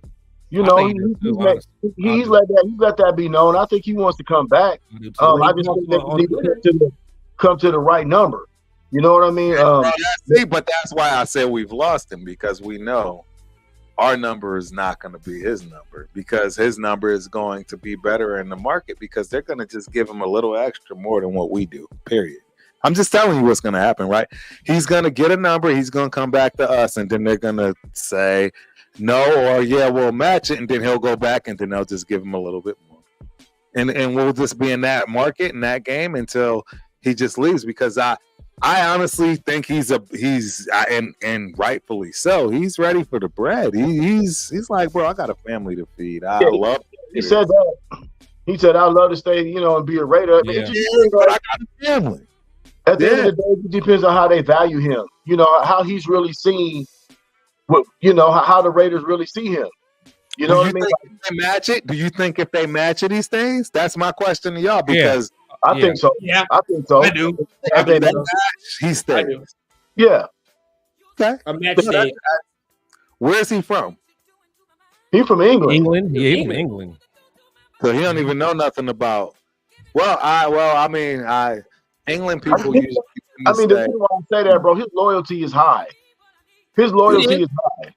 The way he talks about the Chiefs on X, bro, he don't like the Chiefs. My man Walt said you pay young Packers guard John Runyon $7 million. I didn't think about that. He's a good pass blocker. They were good at pass blocking last year. He's got the name and for a guard is kind of high, dog. I don't need to pay a guard $16 million. No, not a good. You don't need to pay a good guard $16 million. Oh, that is a lot. That's money, bro. If that's what the dude from the Rams is commanding, he must be the number one ranked guy at that position. No, there's another guy from the Patriots, but it's the same. He's pretty much the same value at that point. Yeah, I mean, it's like, we're not looking to sign the number one ranked guard anyway. No, I don't think that's a priority. They might be looking for number 4. It's not. Yeah, Getsy would know if Runyon is in play. Getsy would know him for sure. Yeah. Being in that division, Getsy would. Yeah, Getsy would know him. And then what about the what was he, the center? What was the guy from the Bears that white hair? Yeah. I mean, he could plug a hole. Nasty. He's kind of nasty. Bears fans were saying he was getting a little long in the tooth, it was starting to show. Yeah, that's the first I heard that one. Yeah, it's starting to show. Yeah. So I don't know. I do think we need a veteran though. I mean, I already heard that Van Roten is still in play. Right. And he probably gonna come back, but they talking about depth though. We'll keep him. Yeah, Van Roten. To be honest, I think they like him just because I think he brings like that leadership just because he's older. They actually say that he was the one that was like the most kind of like the mean, the nasty guy that was on the offense. Our offensive line is kind of soft if you think about it. We didn't have no Incognitos or Donald Pins anymore. Van Roten was the closest one to that. Yeah, you need that too. Yeah, you need a big nasty, man. Yeah, he played better as the season progressed, I believe. I don't think it's going to be hard. Excuse me, fellas. I don't think it's going to be hard to find a couple of offensive linemen in free agency and the draft, dog. I don't think that's going to be a problem because, first of all, AP already said and Telesco agreed that they're looking for certain types of guys. So they already know what they kind of want to get, and it's not hard to go get those type of dudes. So I think it'd be cool on the offensive line because it's been identified. You know what I'm saying? So I think it'd be good there, dog.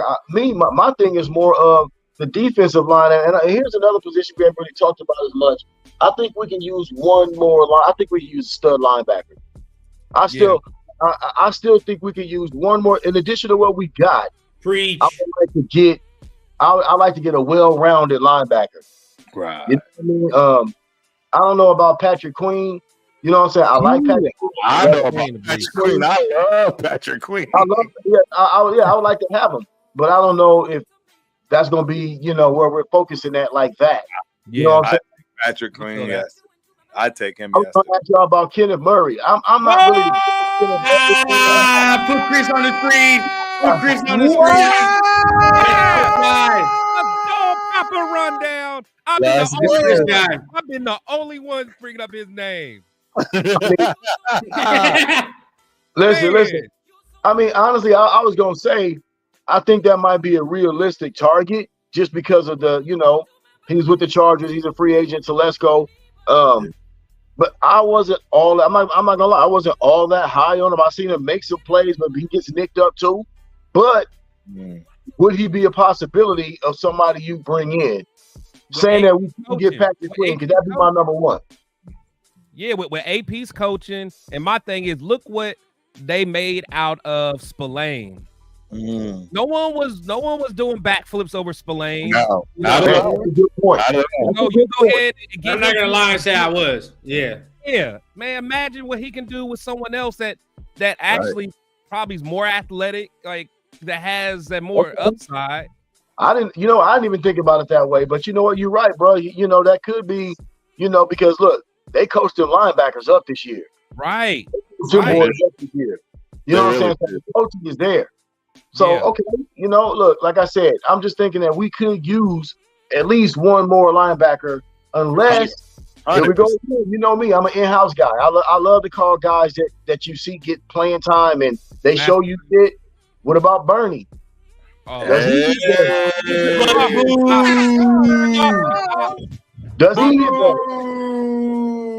This man's down on Bernie. Like what don't you like about Bernie? He not He physical. don't He runs for attack. contact. Yeah, Yeah, he don't attack. he don't attack at all. He runs for contact. He don't take on blocks. No, he's stout. He don't. Yeah, he don't. Yeah, I don't he's like not. Bernie at all. The chat is saying Devin White. Devin White's out there. No, I like He's Devin old. White. Past his time, bro. I agree, but it's past I his like time. Yeah, he's old. He's definitely old. And who's the other cat from Tampa Bay? That's the other linebacker. Now he's old. Devontae David. Yeah. He's both of them dudes kind of old. So Right? if we're talking about you think the Devin's dog younger, can be right? brought out of Kenneth, you don't think Devin White would be a candidate for that as well? People are putting, huh? I just think familiarity. Telesco's already got familiarity. Your boy might take a little bit more, a little bit less. Maybe. You know what I'm saying? That's he my drafted thing. him. He did draft him. He drafted him. I just kind of do it. I look at it that way. Right. Ain't no damn way. Josh Allen, yeah, that's a luxury. Oh, you already know, man. That The bread you spend on that. First of all, I would give a damn. Crazy. He would be crazy. Oh, I would give a damn. If you got Josh Allen for whatever amount of bread you spend, like to do that, I don't care. And it still pisses me off that we didn't draft him and we took Cleveland Farrell. I would never Stop, bro. Stop. Guess what though? Guess what? We might not have drafted Max. We might not have drafted Max if we got Josh Allen. That's actually a good point. We might not. No. I mean because Allen, to me, Allen was still kind of a defensive end, kind of. But we got Cleve Farrell, so I think they would have still went and got Max. Remember, Jacksonville played that 3-4. I think they was playing a 3-4. Yeah, he was more outside backer. They stand him up like that outside backer. But the Raiders, he'd have had his hand in the ground. You know what I'm saying? They would put his hand in the ground. So depending on the defensive coach, because he could be like Kuntz. Could Kuntz be standing? Yeah, Kuntz stands. But then what do you do with Kuntz if you get Josh Allen? Oh no, that's what I'm saying. I love what Kuntz is doing. He's a luxury. That's a luxury dude. You know what I'm saying?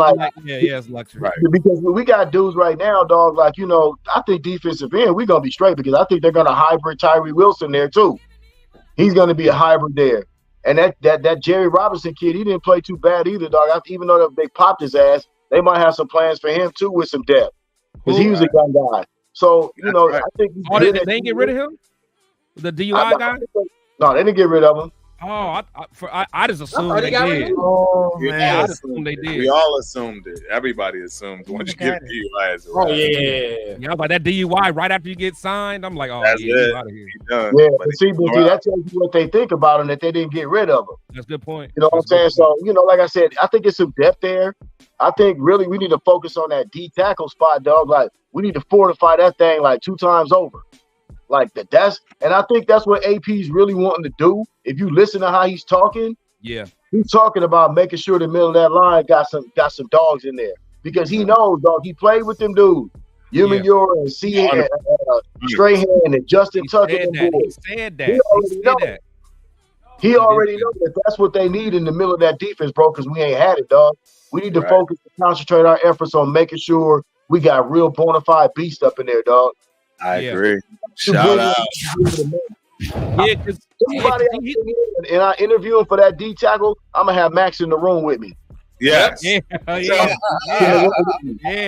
D tackle I bring in there, dog. 100%. And we gonna have a conversation. Yeah, because y'all two gonna be joined at the hips. Like you both of you guys' success is gonna be based off each other. 100%. Exactly. Gonna be based off each other. Hey, dog, how you gonna step in there? How you gonna step in there and you sitting in there with AP and Max Crosby and not want to sign? How you gonna step in there and Not actually? if you love ball. If you love ball, you signing. That's what I'm saying, dog. It's your passion. If it's your passion, you sign. Yeah. You put a money, you don't know, but if it's your passion, you sign it.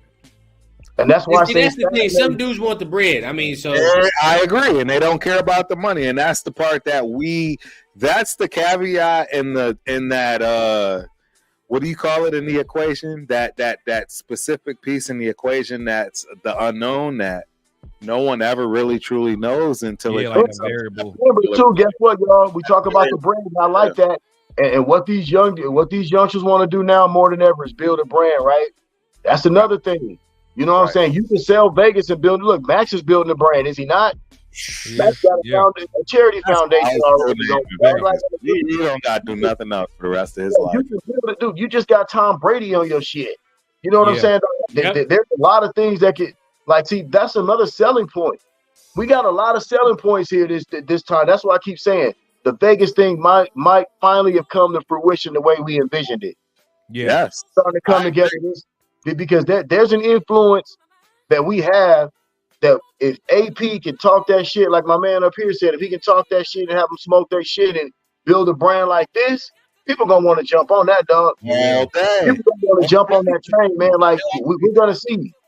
Hey, if y'all haven't watched through the season, I'm telling y'all, I don't miss Raider home games. And every fan of the other team, they come to our tailgates, which ain't even the real Oakland tailgates. These people turned out, bro. I'm telling y'all, I've had so many fans of other teams come to Vegas, and they really look at me with a twinkle in their eye, like I'm some superstar.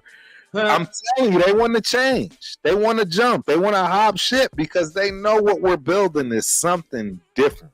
I'm definitely gonna be in a couple home games this year with you. I'm telling y'all, I ain't talking no BS. I'm talking big time fans that really understand the game, have been around it, thick and thin, tailgates A to Z, and they look at our franchise, man, and it's a different situation. Hey, I gotta divulge this last little bit, right? Because the people that are in TRS know already. I was super fortunate last night to hang with a guy that's been in the league for multiple teams. I've already said the name. I'm not going back. What I will tell y'all about what this man told me, and he said this is the sentiment of everybody in the league. The Raiders have the best everything.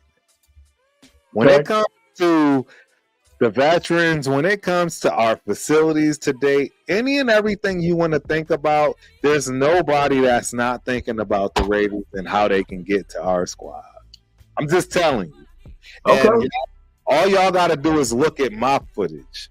I'm always copping pictures and snapping when it comes to the veterans. There's no other team that take care of those players that played in the past today like the Raiders. And when you have that, it's just a matter of time until all that comes to fruition and everybody in the league gonna feel. Yeah. The tide should be turning, y'all. I mean, the tide really should be turning. And the funny part is, dog, look at the optimism that we have, and we don't even know who our quarterback is yet. Don't even know. We don't even know who the quarterback is yet. The most important piece. But guess what? As Raider fans, man, we've waited so long to have this feeling. We've waited a long time to have the feeling that we have now about this team, dog, because now it feels like the organization is starting to match the passion and energy of the fans. It is. It really does. Because for the longest time, it felt like, and I know you guys, if y'all real Raider fans, y'all felt like the organization didn't give a shit about what we was thinking every damn draft night. Every draft night, you just get yourself did these motherfuckers just punch me in the stomach again? Did they just punch me in the stomach again with this pick, dog? Yep. You know what I'm saying? And it's like, it felt like the organization wasn't paying attention. You know what I mean, dog? So that's why we're excited like we are now, dog, because we got so much optimism and hope, because now we can actually see it and touch it. We feel like we can touch it now. Yes. They listening. They listening. When they got rid of Josh McDaniels, all the fans, you see the reception that Mark Davis got when we got rid of Josh McDaniels. 100%. You know what I'm saying, dog? That's real Raider passion right there. Yes, sir. He said it. I had to listen to the fans. You know what I'm saying? So now, then you make the genius stroke of bringing in AP. That's why I know we keep going back to it, dog. But that's something that's really, really tangible this year. That's a tangible fact of our season. Don't get the numbers. Let's see the guys that they bring in, dog. That's gonna tell us what this team, what we looking at. Yep. And Hondo say, I'm telling you guys, Hondo said, "Hey man, this team's talking about the Raiders. This team's talking about the Raiders, dog. They wondering what they bringing in because the mindset is different now, dog. You know what I'm saying? So I'm excited, dog. I'm just excited all the way around to see what we're gonna become." Yep. So shout out to everybody that's in the chat. We done went 3 hours, staying near 4 hours. But look, it's much love. Another successful Syndicate Sunday, man. So once again, man, shout out to Pop, shout out to Rafa for being guests on the show, man. It's much love. You already know the deal. Chris, tell them what you got going on throughout the week, so they know what's going down. Woo. Yo, so appreciate everybody coming through, man. Make sure you guys who are not subscribed to me, man, it's Protect the Shield podcast. But really right now I've just been kind of all over the place, man. I got a show tonight with my boy Angelo. We're gonna be on Captain Jack's show. I think Angelo's actually hosting it, so I'm gonna go be on his later tonight. What man. time is that, Chris? What time is that? It's 6 o'clock Pacific, 9 Eastern Standard Time. So I'm gonna go support my boy Angelo, and honestly, if any of you guys want to jump on too, I'm sure he wouldn't mind it. And then I got my Fan Talk Friday every Fridays. Fan Talk Fridays.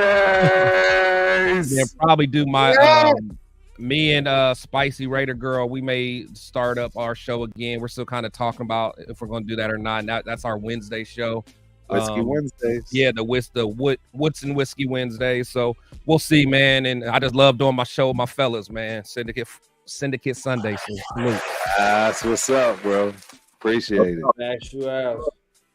Rafa, what's going on with your shows, man? I mean, you got something going on every hour on the hour. Go. All right, so I just started talking about it because over the last week I just made like a great conversation with Turf talking about for the combined week and something for the Raiders. Also, I guarantee that I just post an IG video and a YouTube video getting ready for the combined week. Because when I was gonna expect it to the next drive right here, Raphael Chastain throwing out for the ball right here. So it went so very viral, but it came like at a lot of views that say, if Raphael is gonna throw like ball at this, that technique. I mean, even though that it's gonna be like the combined week, I just had the technique to throw it out the ball. Maybe the next quarterback will be Raphael just helping out for Aiden O'Connor. So I just take it anything, but I just wanted to tell you much love and respect for everybody. Raphael Chastain and Caminata Fucho. Also, you can follow me on Instagram, Twitter. Also, you can subscribe to my YouTube. Also, I got a news for it because I'm almost there at 1K subscribers. Hey! Hey, bro. Almost. First step, man. It's the first step. Let's go, man. It's gonna be like a great opportunity. So much love, respect. Raphael Chastain, as new as the GOAT. He's the GOAT of the bilingual, man. The bilingual play. That boy. Okay. When the Raiders come back on, man, the season, y'all definitely got to tap into it to my man's play-by-play. It's legendary for sure. And much love to you, Rafa, for showing up to the show, man. Thank you. Appreciate you for being the guest. Turf. Let them know what you got going on throughout the week. I'm quick, baby. I'm Tuesdays and Thursdays nights, man. Y'all know how it go. It's the Ultimate Raider Fan 32 on Tuesdays, 8:30. It's the Turf and Rundown show. Thursdays, 8:30. And we talk about any and everything. Please believe it. We about to start branching out, ladies and gentlemen. We love football. We love talking these X's and his O's, but trust me, we about to get into a little bit of everything. Factuals. And appreciate you, Pops, for showing up. Y'all already know what it is. If you on my channel, if you don't know me, I'm the Rated Rundown. And when I say you gonna see me when you see me, because I drop whenever. All right. At the end of the day, I'm gonna drop whenever. I'm gonna try to drop every day. If not, I try to get like 2 days that I don't drop whenever. But you're gonna get some content from me throughout the week. So go ahead and like Turf said, Turf and Rundown show, legendary on Thursdays, man. Pop out. It's definitely fire. And like I said, if you're not subscribed to anybody on the network, man, you got to get subscribed. We got something for you every day of the week. Also, before we go, man, I'd like to just say thank y'all for having me on, man. Appreciate it, man. You know what I'm saying? Appreciate the conversation. Everybody had great opinions, man. You know what I mean? Y'all keep up the great work. Hopefully I'll jump on with y'all from time to time on Sundays, man, and keep talking that shit, smoking that shit with y'all, man. But thanks to the people too, man. Much love, man. Appreciate y'all. Appreciate you, boss. For sure. We got something for you throughout the week, man. So hopefully we can help you end your week off nice and help you start your week off on a good note. So without further ado, man, the Syndicate is out, and we're gonna see y'all again next Sunday, man. Take care, y'all. Peace. Have a good one.